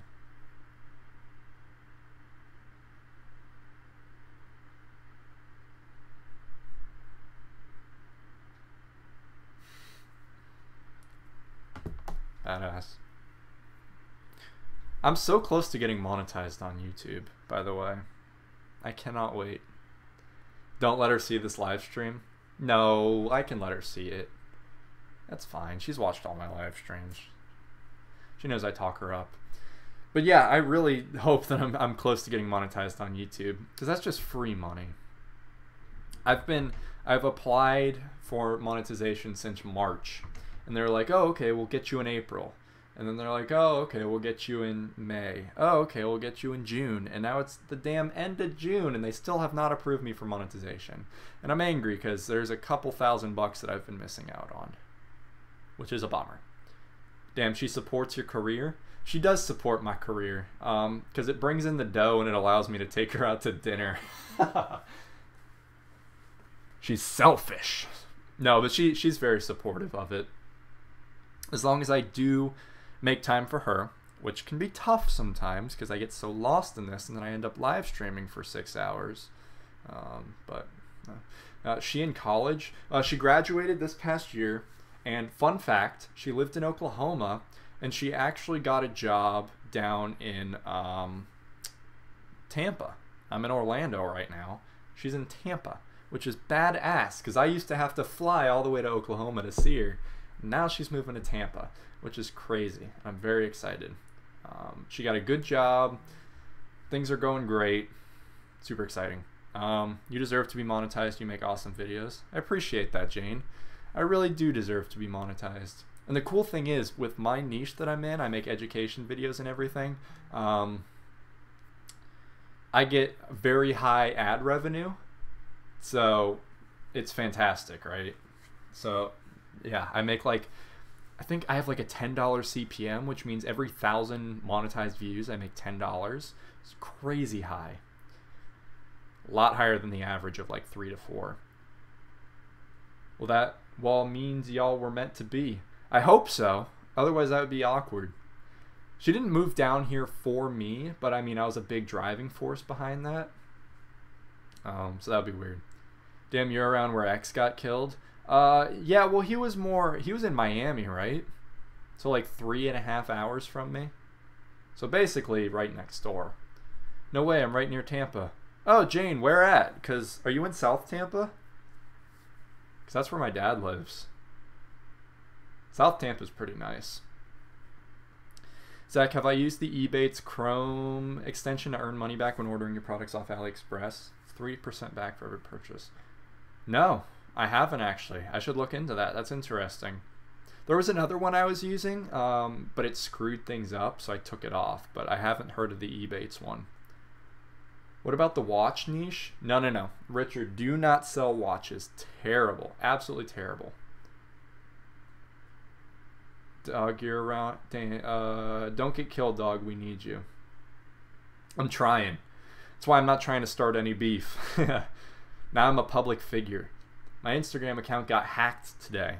So, I gotta stay on my game because people are after me. I'm in Pasco County, Newport Richey. Oh, okay. I used to live in Pasco County in a little town called Lando Lakes. Like the butter. It was terrible. I hated every minute of it. Change your password? I changed my password for everything. Do not worry, Reagan.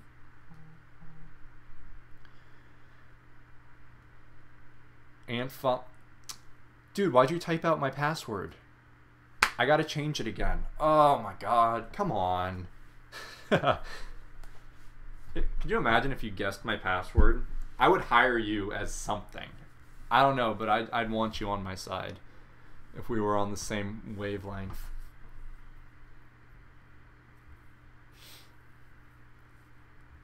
It's a nice chill live stream. Brand Boy 123. Yeah, I know where that's at. It's not as tiny anymore.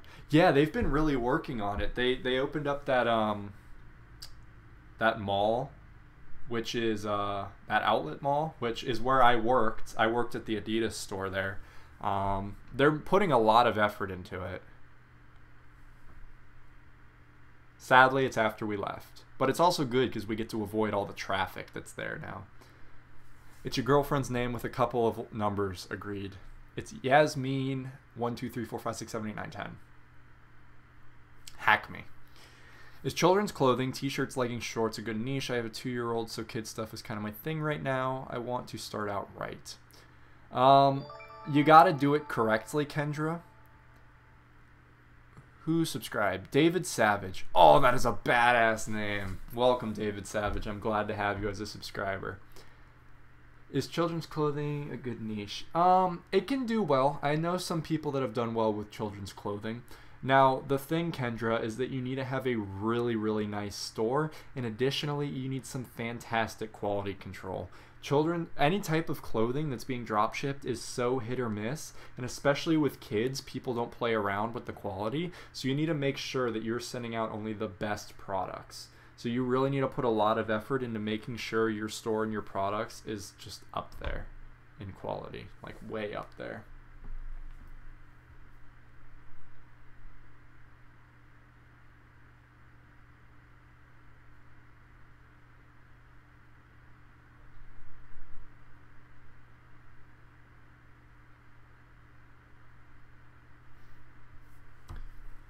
Good question, though.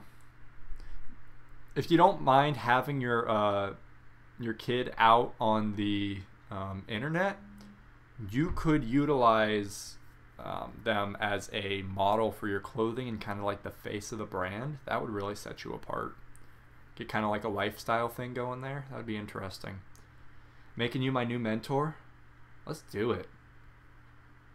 Let's effing do it, Reagan. I'm down.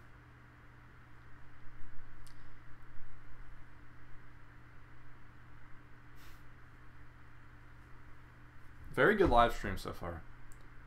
I'll slide you $5 right now, but I'm on mobile. Hey, you can always give me money. I will always make room for you. Don't worry about that.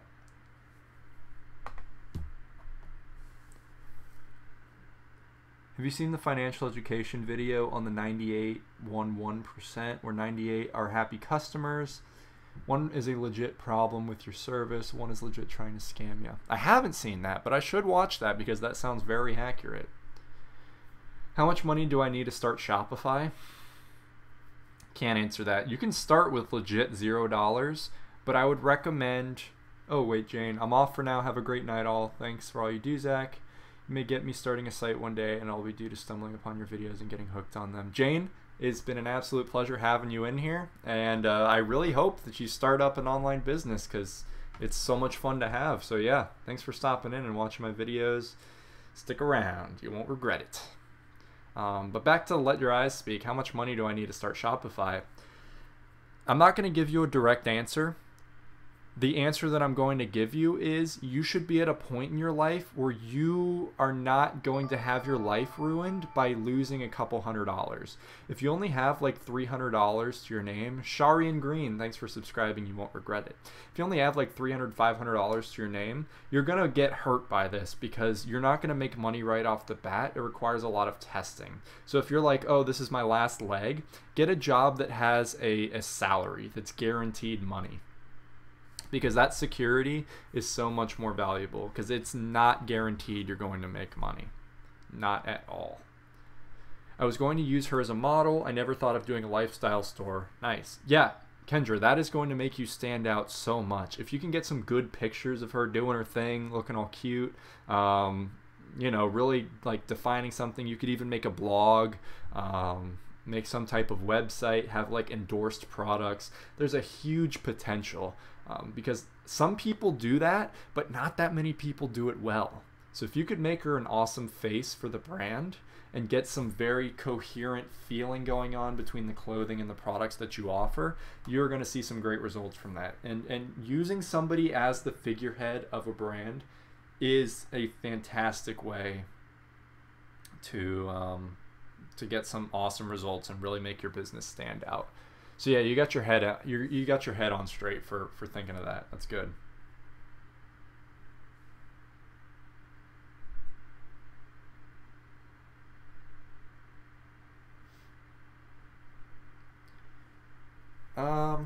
Ooh. 1 second.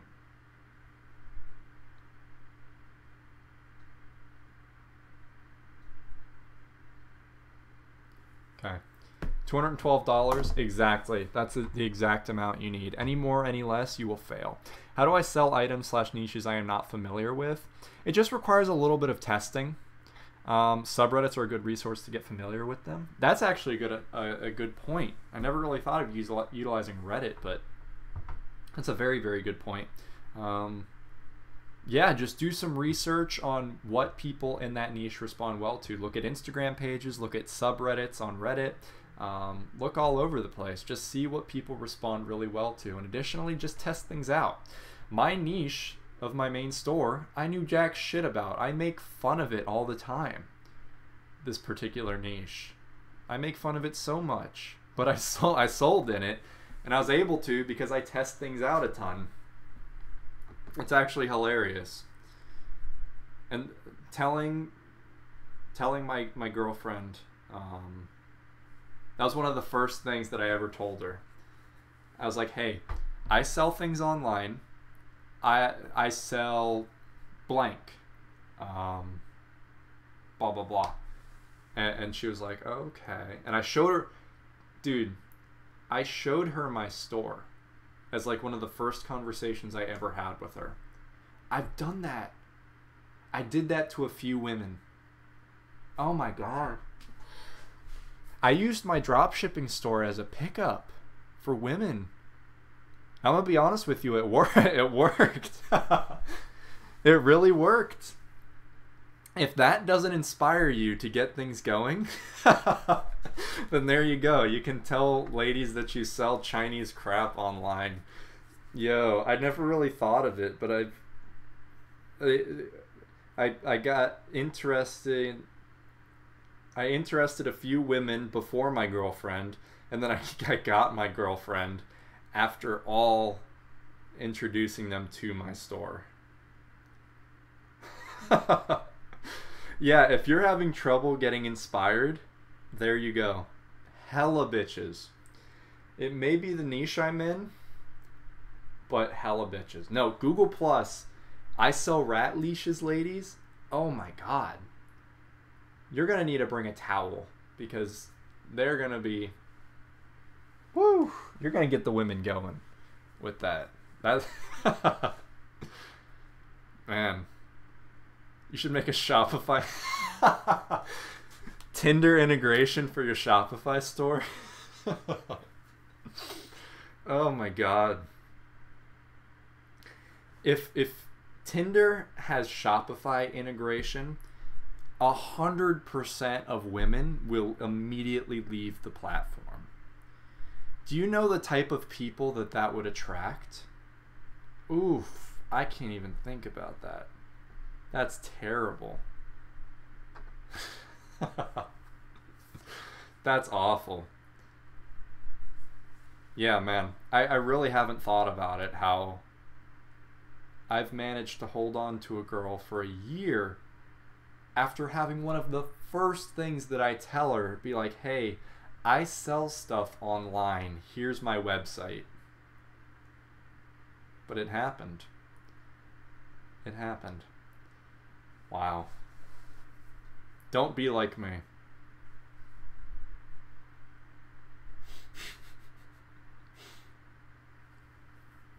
That's too funny. Maybe that'll be my new approach. That'll be my personal branding. Can I make a course on picking up women via drop shipping? Well, I'm including that section actually on my revamped course. It's called the, let me think of a clever name for it.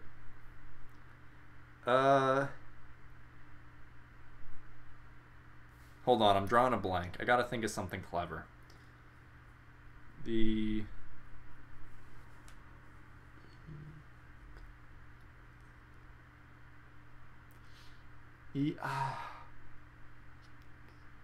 No, I got nothing.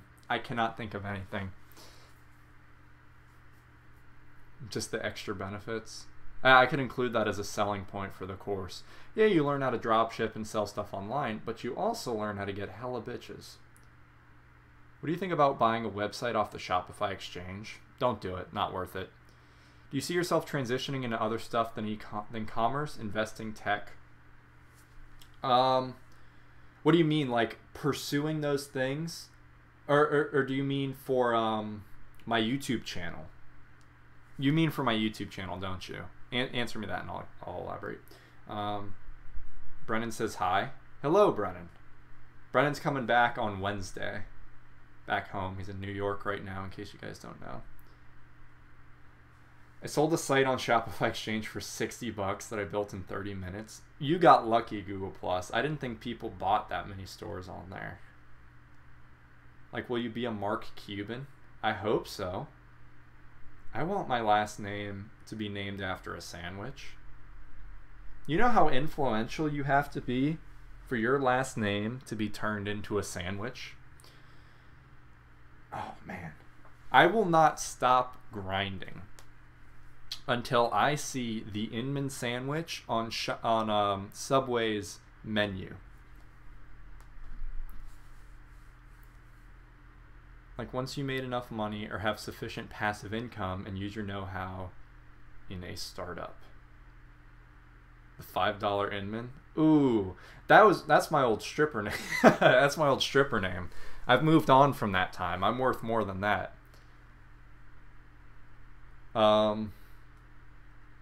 Maybe. I can't BCMKRU. I cannot give you an exact answer. I have no clue what the future holds, but we'll see. I do want to branch out a little bit more. I don't think I'm always going to be on e-commerce. I'm going to branch out to things that are related to e-commerce or just commerce in general, but still pretty related, you know, because I don't want to get too broad out there. What software do you use? I use Streamlabs. Highly recommended if you're going to live stream. It's great.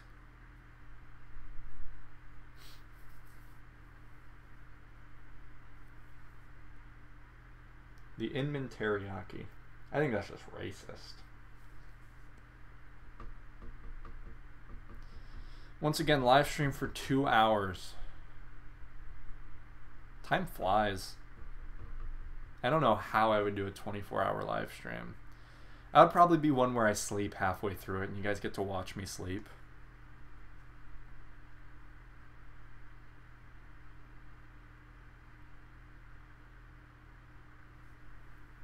That'd be horrific. But I'm excited for that. In case you guys weren't in here, at 24,000 subscribers, I'm live streaming for 24 hours straight to raise $2,400 or $24,000 maybe for charity. Someone has an active card on my site. Can I get some prayers going? Everyone type F to pay respects to Ronald and wish him your best. You know, I'm putting all of my effort into wishing you the best, Ronald. I can't pray any harder, honestly. I'm fully invested in your success.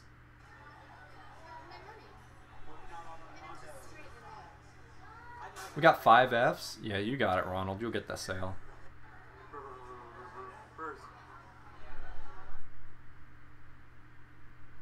F for the purchase. Yeah, instead of F for paying respects. Oh no, it should be P. No, S. Type S. S for sale. S for sale. FTP is copyrighted. That's fuck the population. Uh-oh. 0 page views in the last minute. Y'all let me down. No. Yeah, it's because we typed F, not S. We screwed up big time.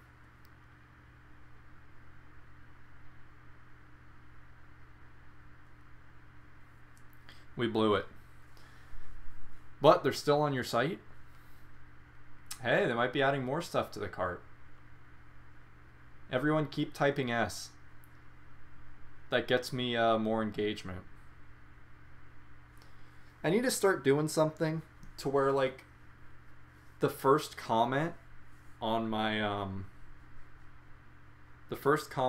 video gets shouted out in the next video. Right? To promote engagement, I need people to get more engaged. What are your thoughts on print on demand? I think it's great, Kenneth. I think print on demand is fantastic as long as your designs and your concepts are, you know, that they're actually good, that they're something people would actually want to buy and wear. Camilla. That's weird. My coworker, the one who's been training me at work, her name is Camilla. And I thought you were her for a second. I was like, that is weird. How'd you find my channel?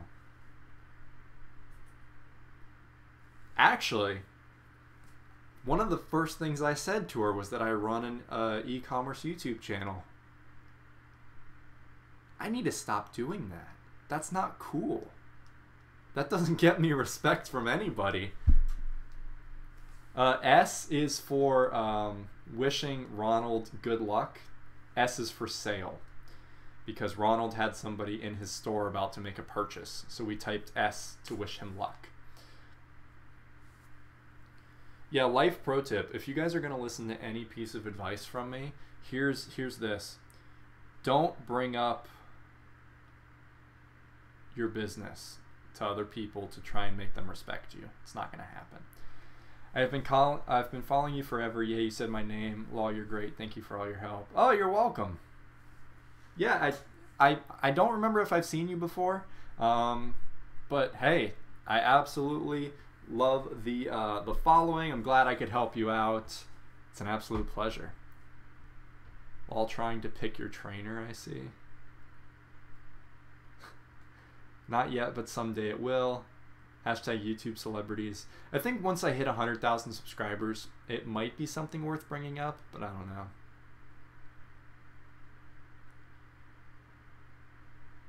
It only brings gold diggers anyway.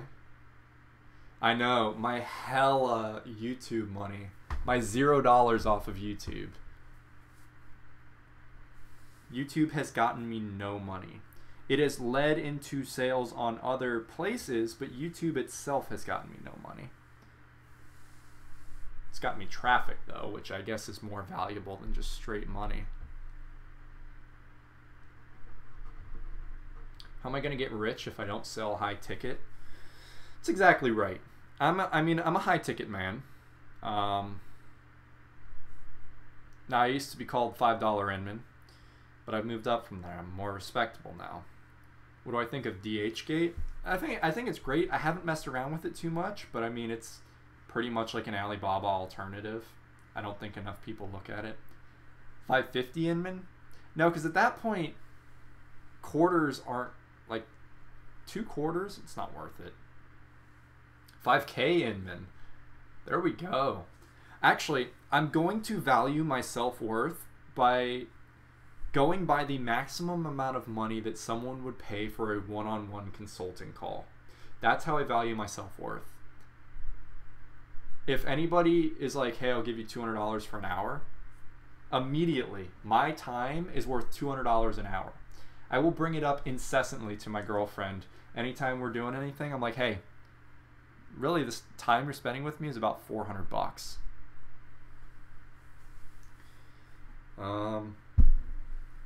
Have I ever used SaleWho? I have not. Do you take new whiteboards? Like as a gift? Yes. Oh my god, yeah. Like if I were having a wedding and I had a registry, it would be only a whiteboard is what I would want. That's it. That's all I need. Camilla. Great question. I have a a video on how to contact influencers with a good script. Look at that. It's pretty simple, but yeah, I mean, that's the basic concept. Oh, you knew I've done a video. Yeah, I mean, it's pretty much, you just follow a pretty simple, it's very straightforward. Most of the time, it's just average people running it. So yeah, what did you say the live stream cut? I don't know where it cut. Uh-oh. Where did it lose out on? Payment for a one-on-one? Yes. Oh my god, if you buy me a big whiteboard, I will totally give you a one-on-one session. Are you kidding me?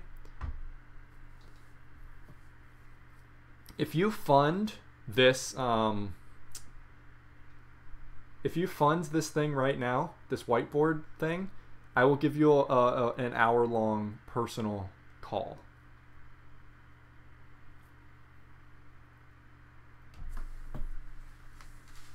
I'll buy you one. What's your PayPal? If you want to donate, there's a link to my donation link down in the description below. I think it's the, yeah. It's the first link. Yeah, it's the first link. Okay, not just anyone fund. If anyone funds the whole thing in full, the rest of the 85 bucks. The 85, 88. I will do it. Which I'm probably going to regret if somebody actually does that, because I've been offered 200 bucks for an hour, and that's probably where I'm starting it at. But honestly, you guys are OGs. Can I just drop ship you a whiteboard? No, because I want one of the big ones. I don't want to skimp, because this is going to be used every day in my live streaming. Can I just buy a $30 whiteboard? That one's $30. No, I don't want another one of that. Hi, who gonna pay for the shipping cost back to the seller in case of guarantee? I never ship back to the seller. I just refund people. 24-hour live streaming for charity. Eventually, yes. Well, yeah, that's when I hit 24,000 subscribers. 24,000 subscribers. I'm doing a 24-hour live stream for charity to raise $2,400 for the NRDC. So when I get there, we're doing it. Kind of random, but I found actual water parks on AliExpress for 30K. Yo, Ronald, send me a link. I will crowdfund. I'll crowdfund a water park. That's badass.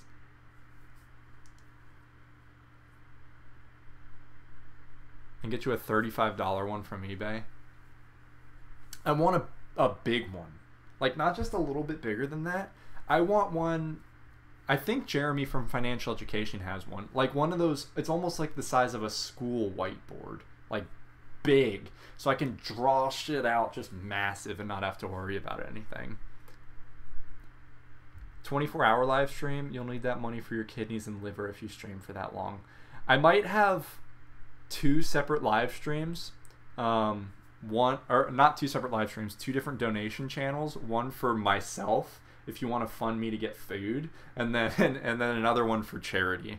And obviously I want you to donate to the charity one, but if anyone's like, oh, he needs to eat a burger, then you can donate to the food one.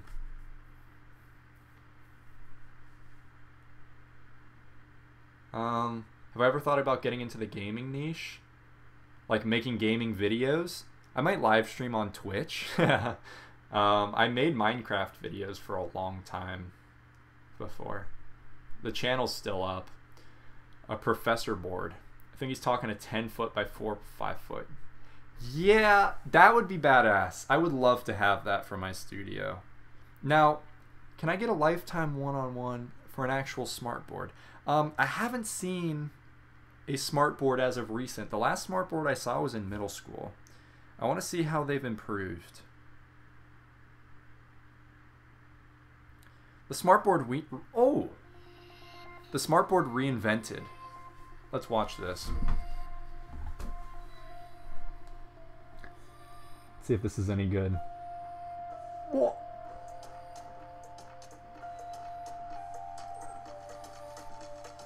Whoa.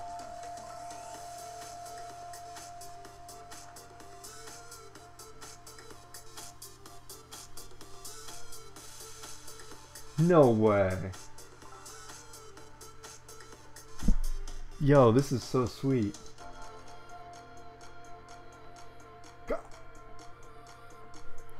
It's got like PowerPoint capability.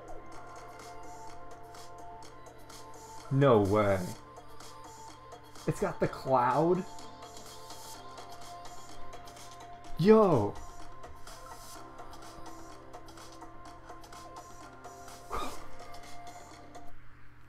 What? I can do a pirate game. No way. There's still more to this video too.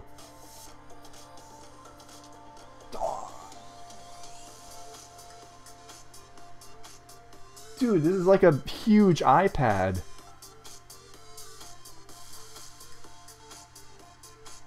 No way. Oh my god.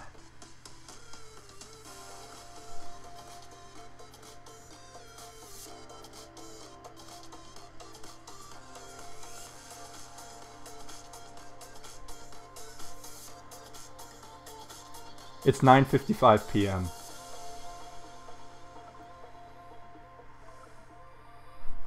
No way. Okay, I'm changing my funding goal. I don't care.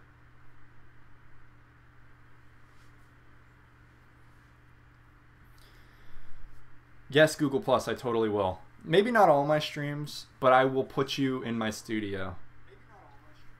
For sure. I want that. Okay. Hold on. Hold up. I got to do some research here. Okay. Screw whiteboards. Those are archaic. Okay, they have those in caves. I need a smartboard. I need to look up how much one of those modern smartboards are. Now, I see Camille said the smartboard 7075 is about $6,473.71. But I'm going to see if there's one that's a little bit cheaper. Maybe one on eBay?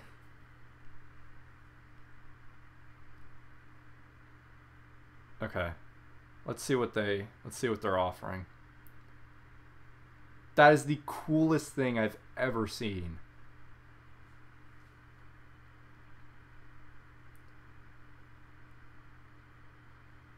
Oh. So I want the 7000 series.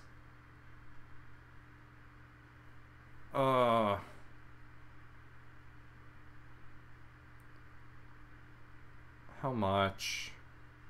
Are they all $6,000? What do I think about selling cosmetics? It's got to be done tastefully. I'm finding a reseller near me. What do I think about the smartboard niche? Apparently there's hella profit to be made. Oh! There's a reseller 10 kilometers away. They're platinum level.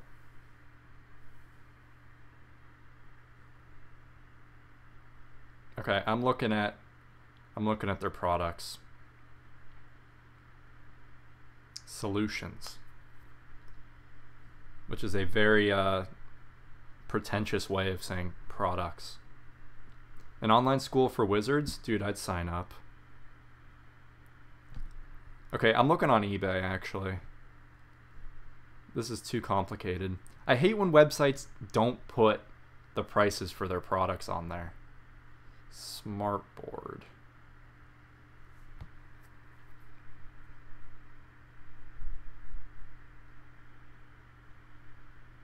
What? No.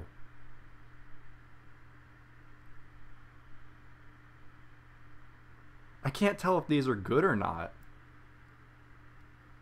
Wait. Rappaport, send me that link. Send me that link right now. I will totally make that the new donation goal that we're working towards. I will live stream for 24 hours if we can crowdfund this smartboard. Oh my god, could you imagine the teaching capabilities with this thing? Send me a link. If we've got a good product to work towards, I will straight up do a 24-hour live stream this weekend to try and crowdfund this smartboard. I'm not even lying.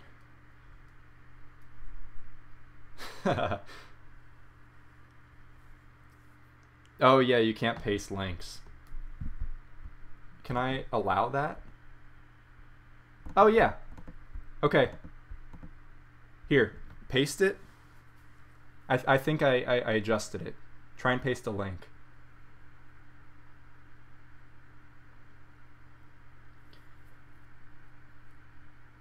Nothing? Okay, yeah, do some weird spaces or whatever.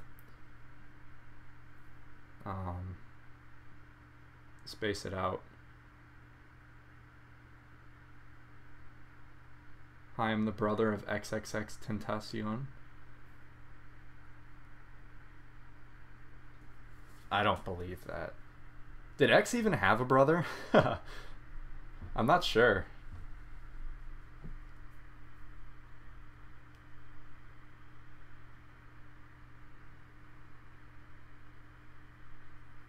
Trying. You got it, man. Straight up. If we've got a $2,000 smart board, I will do a 24-hour live stream this weekend to fund it. I'm not lying. That would be the coolest thing in the world. Actually, in front of the link. Okay, yeah. Do I think I could raise 2K in 24 hours? I don't know. Well, the thing is, if I'm doing this, Brennan is also going to be using it, right? Because we're sharing a studio. So I would have Brennan raise half of the other money. So he might also have to do a 24-hour live stream. Because I don't want to put 2K in and then have him freeload off of me. So we need to figure something out here. Do I think I could raise 2K in 24 hours? I think so. I think I could get wild enough to do it. And I mean, even if I don't get all the way, I'd probably end up paying some out of pocket for it just because I want it so bad. But I mean, hell, it's funny because people do like all these live streams and everything. All the e-commerce people, they're like, oh, buy me money so I can spend it on a brand new GTR. I'm like, dude, I'm like 80 years old. Give me money so I can buy a smart board. That was legit the coolest thing I have seen all month. And this is almost the end of the month. That was the sweetest product I have ever seen. That or go to Google, type smart board and hit shopping. Brings up a ton. Alright. Smart board. Shopping. Let's look at it.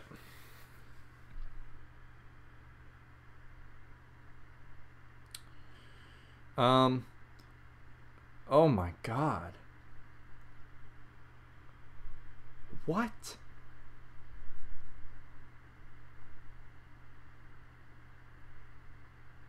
Oh my god. Where'd you find that one for 2,000? These are insane.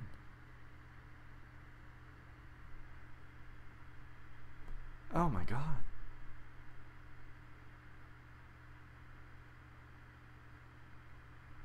Where do people buy them from? Oh, okay. Let me peep this. I can message your Facebook group the link. Oh, yeah. Do that. Do that. I'm legit. I'm serious about this. I've never been more excited about anything than a smart board.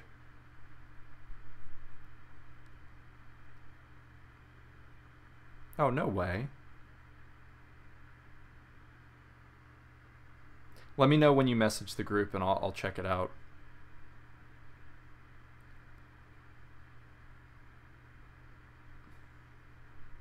Oh, I'm pissed.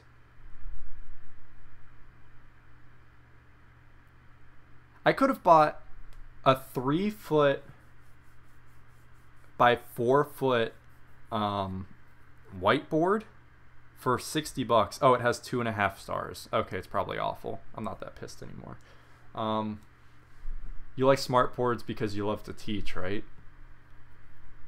I would not buy this damn thing if I didn't love what I did.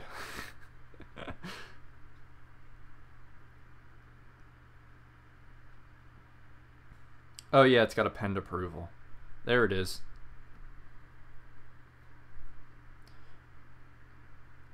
Did you just send me the Google search for smartboard?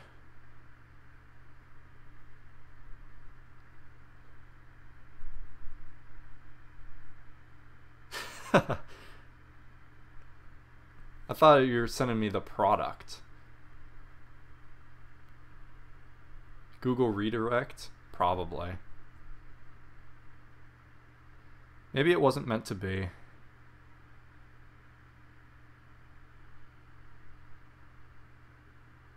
Oh well.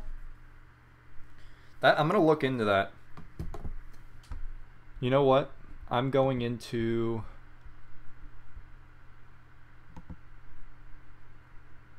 Zach, how can I make tiny shirts that will fit on rats? Contact AliExpress suppliers and just ask. Be like, hey, can you make rat shirts? I'm sure a lot of them will say yes. I guarantee you'll find some.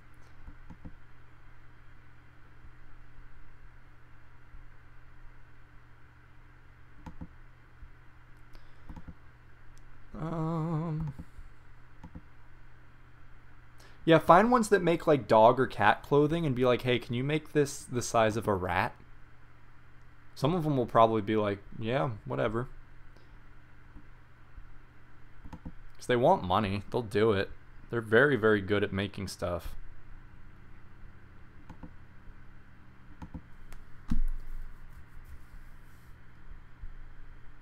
All right, 1412. Smart board. Let's say we need $3,000 for a smart board. 1412. End after 12/31/2018. It's gonna end at the end of the year. All right, I got my new one up. We've made good progress. I've lost so many viewers obsessing over this smart board.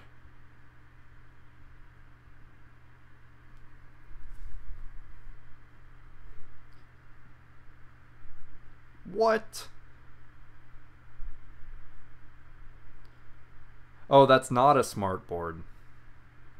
What is that? That's weird. Huh.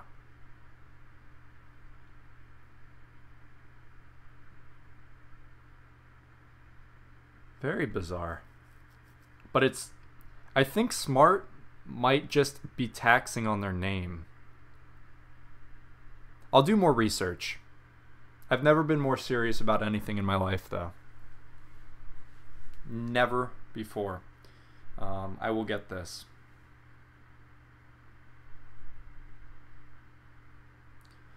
Get a Promethean board? What is that? You guys are too knowledgeable about this. Promethean board. Yeah, if any of you get me a smart board, I will straight up be on call with you whenever you want it. I will be your personal call girl if you get a smart board. And I'm sure everybody on the channel would thank you, because man, that is so cool.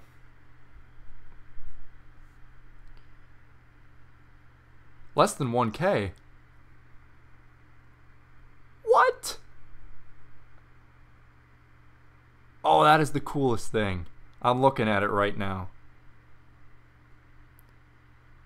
I gotta find a reseller for him. Alright. United States, Florida. Let's find one. A Promethean board.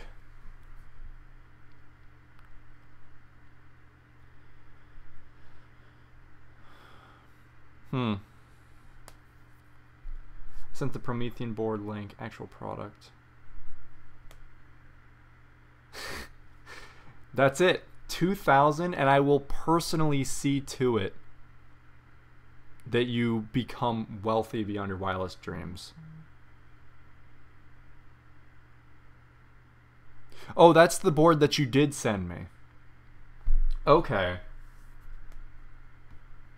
Okay, I totally didn't see that that was a Promethean board. Okay, well that one is only $2,149. AW88. Okay.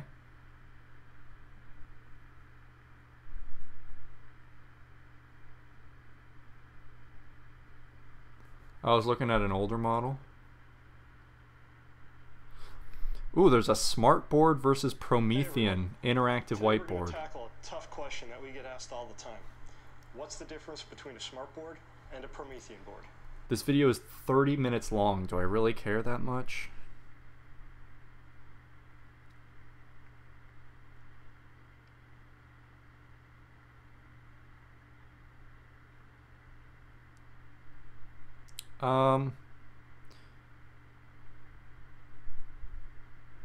Now, the thing with the Promethean board is that they have a projector, right? That's what that is.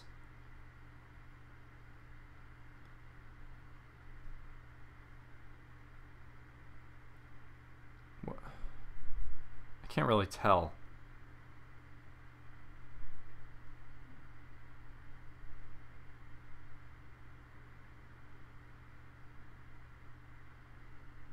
Huh. Okay, well, I'll look into that. I'm not going to bore you guys on the stream with my research on that, but hey, apparently they're cheaper. So I'm actually going to lower this donation goal. The new Promethean boards have displays.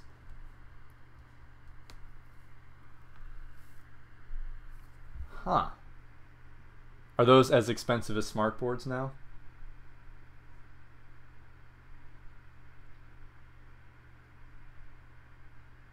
Oops. Let me go back a little bit. Hold on.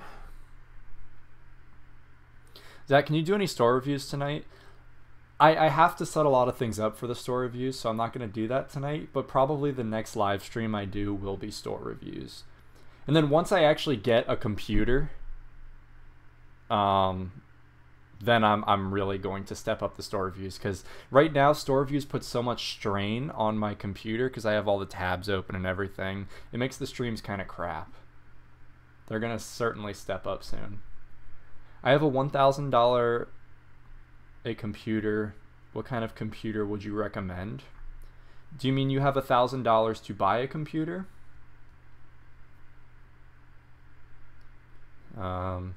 If so, oh, BCMKRU, it's been a pleasure, man. Thanks for hopping in the stream. It's been fun. I have $1,000 to buy a computer. What kind of computer would you recommend? Great question. It depends on what you want to achieve with it. So personally, my computer that I'm going to build, it's going to end up being about $1,300. I'm getting an i7 8770, 8770K. I'm getting a GTX 1060. What else am I getting? I mean, those are the two big things right there. Then it's just a pretty basic motherboard. It's like a 650 watt power supply, 16 gigs of RAM. What else? I'm gonna get an SSD and probably a terabyte hard drive. Like, kind of cool case. It comes out to around $1,300. And I need that pretty huge CPU to really I get a K model with a basic motherboard. Are you overclocking? I think you can. Well, I don't know if I wanted to overclock or not. I don't think I need to, but I like having the option. You know what I mean? And I think I was going to maybe spring on a Z motherboard. I wasn't sure though. I haven't actually purchased the parts. I've been mulling it over. So, but yeah, good question. That is something I have to think about before I spring on it. Maybe I'll post my build in the Facebook group and then I'll have you guys critique it. Because I've built a computer before and then it shit out on me and then I sold all the parts. So I'm not entirely new to this, but I do like some expert opinion. Smartboard SBM 680V. It's only 2,000 bucks. Rappaport, badass. I'll take a look at that. Yeah, I'm very, very serious about... Oh, shoot. Wow. Okay. So my girlfriend just texted me. She said there was a shooting at Logie's last night, the bar we went to. And this was a bar that's like half a mile from her house that we went to a few times. Wow. Holy crap. I gotta look that up.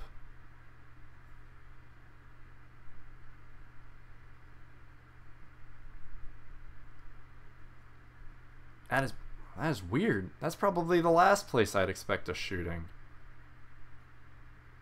What?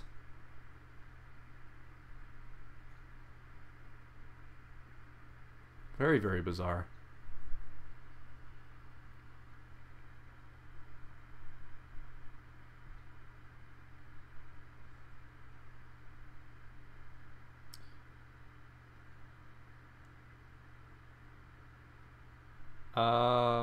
Huh.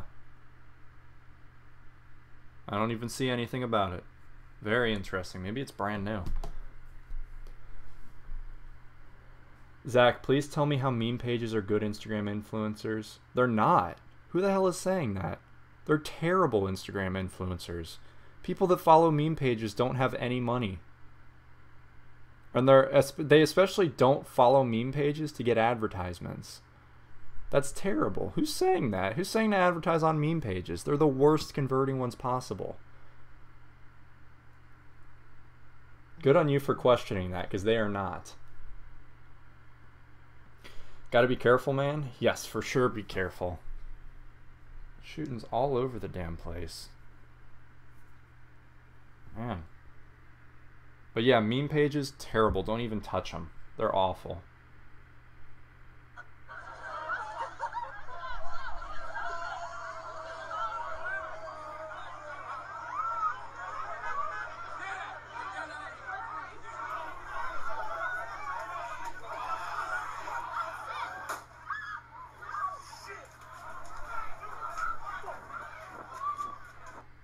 What the hell?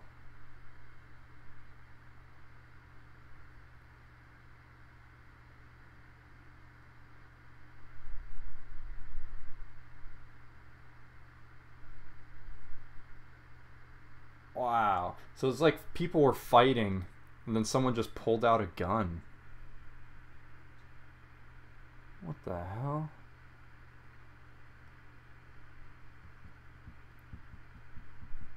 I earned 10K this month only from meme pages. Meme pages fund my life.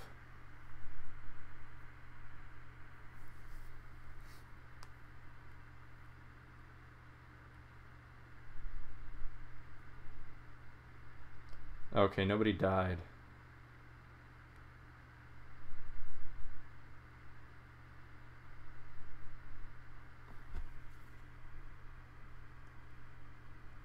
But we're down to 12 viewers.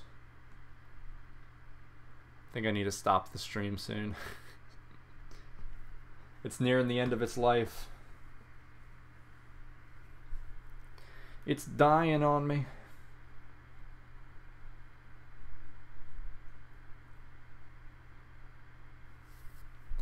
But yeah, so that's the new move, is funding a smartboard. That's stupid. I shouldn't do that. Yeah, but this has been a really good stream. Had a lot of fun. Decided on a lot of stuff. So, all you guys that are in here, all 12 of you, you guys are the OGs. You guys feel good about the focusing more heavily on live streaming aspect of things? Like really having my channel known as the live streaming education e-commerce channel. Of course, I'm still going to upload videos. Most of my videos are going to be like pre-made videos, but I'm going to up the frequency of the live streams and really put more effort into making them more high quality. Perhaps they focus less on smartboards and more on education.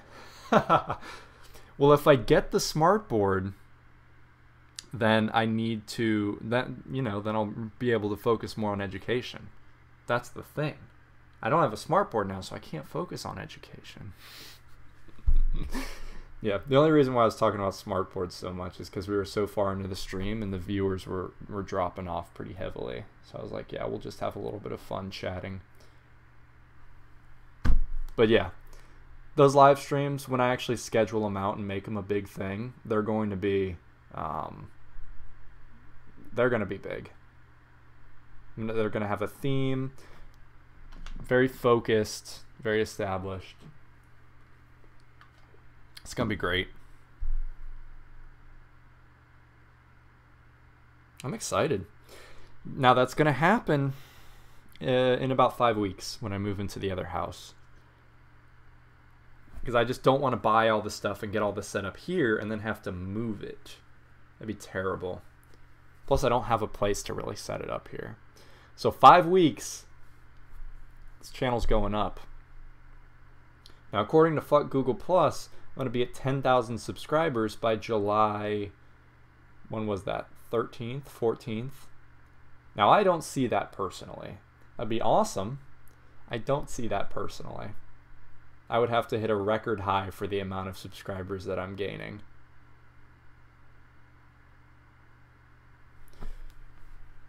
But I do want to do like a 24-hour live stream thing.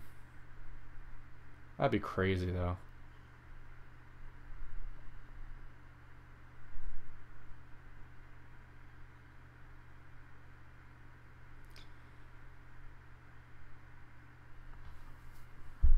Build it and they will come. I wish. Actually, they probably would. It's never been done before. What are we going to do for 24 hours? I don't know. I got to make it fun. I was saying I was thinking I could build a store from scratch on stream for like 24 hours, but that would kill me. That's not that fun. Should be you and your girlfriend. There's no way in hell she would want to do that. There's no way in hell. I will stay up for the whole thing and donate every hour. Rappaport, I'm going to hold you to that. I'm going to make sure that you're in the stream every 10 minutes. I'm going to be like, Rappaport, check in with me. Are you still here? And then you respond with a funding of my smartboard. That's that dynamic we're really working towards here. I'm totally for the store from scratch idea. Damn it, I shouldn't have brought that up. I should not have brought that up. The problem, the only thing that I have with that, the store from scratch, is that sometimes things get technical and it's not good to have on stream, and there's stuff that I literally can't put on stream, which is like some information, or I'm messing around with Facebook and I don't want my pixel to be exposed to anybody. There's some things that I got to keep secret, which I can hide easily in my course when it's, you know, pre-made stuff, but when it's live I really have to worry about some stuff. So it could be not necessarily making a store, but I could conceptualize everything. Right? Like I could spend a couple of hours mapping out everything, the entire marketing strategy, the whole back end thing, how the website's going to look. You could spend a couple of hours sourcing products, creating copy for them, doing all that stuff. Actually, that's a good idea. So I'm not going to have a stream where I actually create the physical store, but I will create every element of it. Putting that in my notes. 24-hour live stream before you stream and then take it live. Well, the only thing, Rappaport, is that I don't want to take it live because I don't want to run the store. See, that's the thing, in that it would just be helpful to like show all of the parts, but I don't have to put it all together. You know, it doesn't really result in too much more if I do put it all together. What niche would this be in? I don't know. Be some random niche. Whoever donates the most would decide. It's got to be a good niche though. But that's a very good idea. Let me type that in. Rats. I will create a competitor store to Google Plus.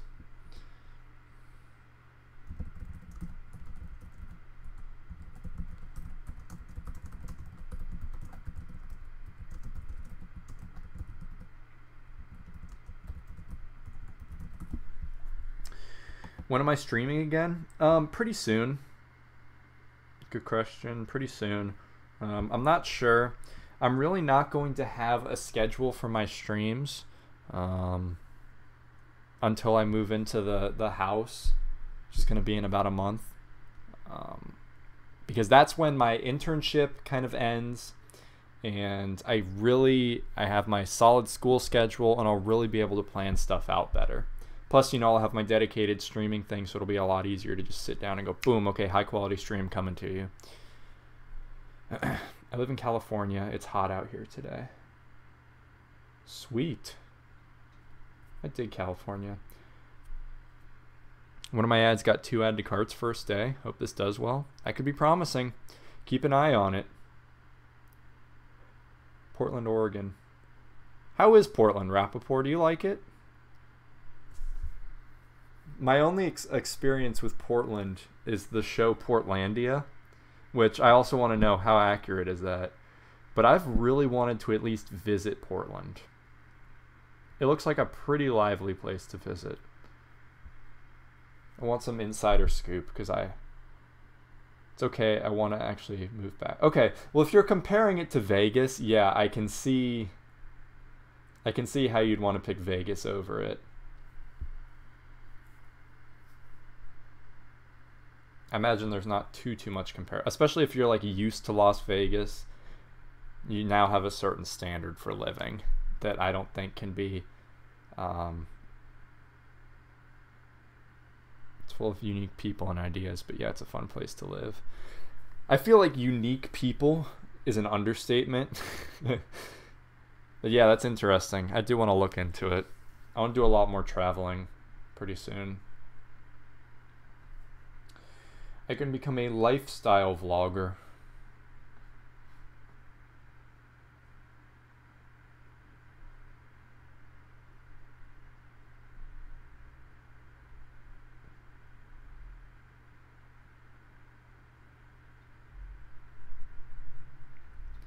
Did you get sales on your first day of launching your winning product ads? Great question.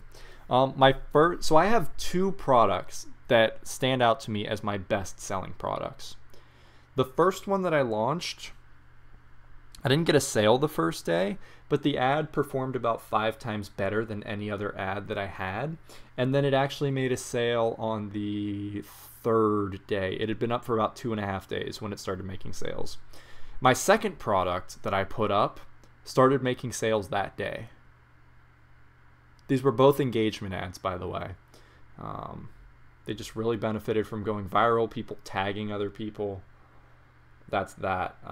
So yeah, first product took about 2.5 days. Second product took 1 day. So it was pretty fast. You know when you find a winning product.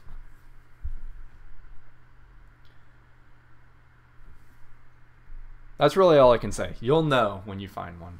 What made you keep running the one that didn't make sales for 2 days? It was the fact that the ad was running better than any other ad I had. Like I said, I got about 5 times as many likes in the amount of time. Like I went to bed at like 2 a.m. when I just put the ad up. I woke up at like 8:30 and the ad had like 50 likes, which was unheard of for me. I was like, whoa, this is crazy. I think I'm on to something. So I kept running it even though it didn't make me any sales right off the bat. I was like, okay, this is getting some really good engagement. I got some visitors to my store, and then ka-ching, I woke up 2 days later, I had a sale, and then went from there.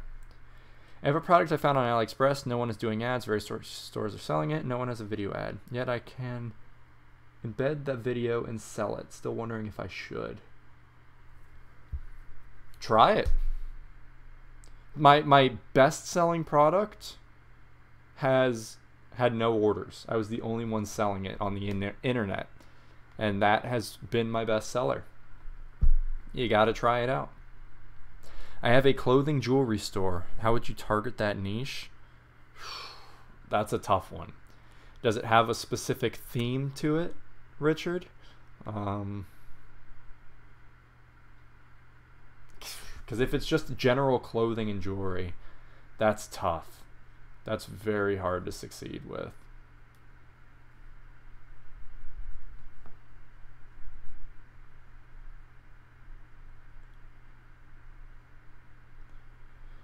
I am absolutely craving a chicken breast right now, man, and I have none. I need to go to the store tomorrow and pick some up. I'm starving.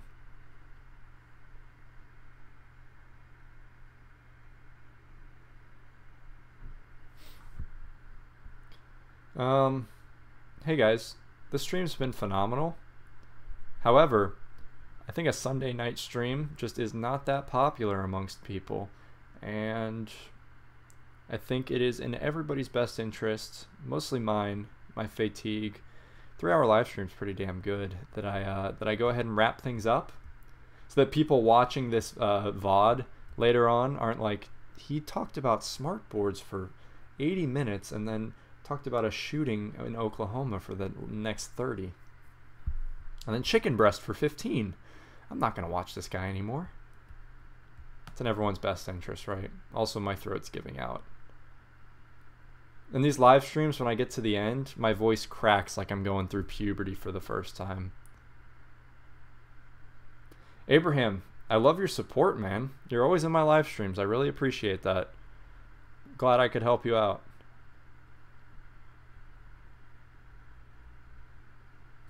Lana, is this the first comment you've made in this live stream? Nice to see you. And I'm glad the first thing that I made you say was an expression of joy, of pleasure. Ooh, maybe I won't say that word. Of joy, let's say that.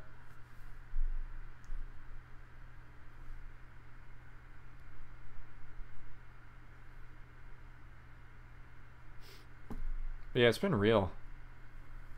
I'm very excited to really get this live stream thing solid, so it's not just like, oh, I'll flip on my laptop and record for a few hours. It's like, this is going to be some high quality shit that people are going to want to tune into live. David said to Oops. Sony, Katie Pascal. What the hell is playing? What was that? Huh. Yeah, it's gonna be. I'm super excited for that. 5 weeks.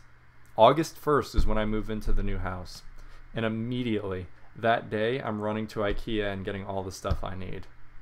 It's gonna be so good. So damn hype. All right, guys. I think I'm gonna end the stream now. It's been positively real. Zach, have you thought about doing a course giveaway? I did one on my last charity live stream. I gave away 2 courses. Every dollar that someone donated, they were entered into the course giveaway one time. Raised like $150, $156. So there were 156 entries, and I gave away 2 courses to 2 lucky people. And I might do that again for the next charity stream, because that's kind of fun. But yeah, it's been real, guys. Jalen, have a good night. Abraham, Rappaport, Richard, Lana, Jecht. Who else is in here? Ronald. It's been an absolute pleasure. Thanks for sticking through. Camille, have a great night. You guys have been awesome. And I'll see you in the next video that I make, which should be in a couple of days. Google Plus, glad to see you're still in here, man. It's been a pleasure. Gosh bless you. Till next time. Jamilo, why don't you want me to end? I was just having a heartfelt... You just joined? Well, the sooner I end, the sooner this will get uploaded, and the sooner you can go back and watch it. You came at the worst time possible. You missed our discussion on smart boards. Jamilo, what you got, man? I'm here for you. Thank you so much for that abandoned cart video. Oh, you're welcome. That was a while ago I made that, wasn't it? Yeah, you're very welcome. I'm glad you could help that. I bought the Ezra Firestone email marketing course because of it. Badass. Ezra Firestone, Great person to learn from. Fantastic. All right. So I'm glad you could hop in and you could tell me that you got some value out of what I gave you. That's fantastic. And everyone, for real now, I will see you in the next video of what I make. Should be up in a few days, and then I'll be on a pretty good upload schedule. The next video I make is going to be pretty damn high quality and in depth, so it's going to take a little bit to make. But yeah, guys, I'll see you around. Peace out. Keep it real. Donate to my Smartboard fund. Gosh bless you. Good night.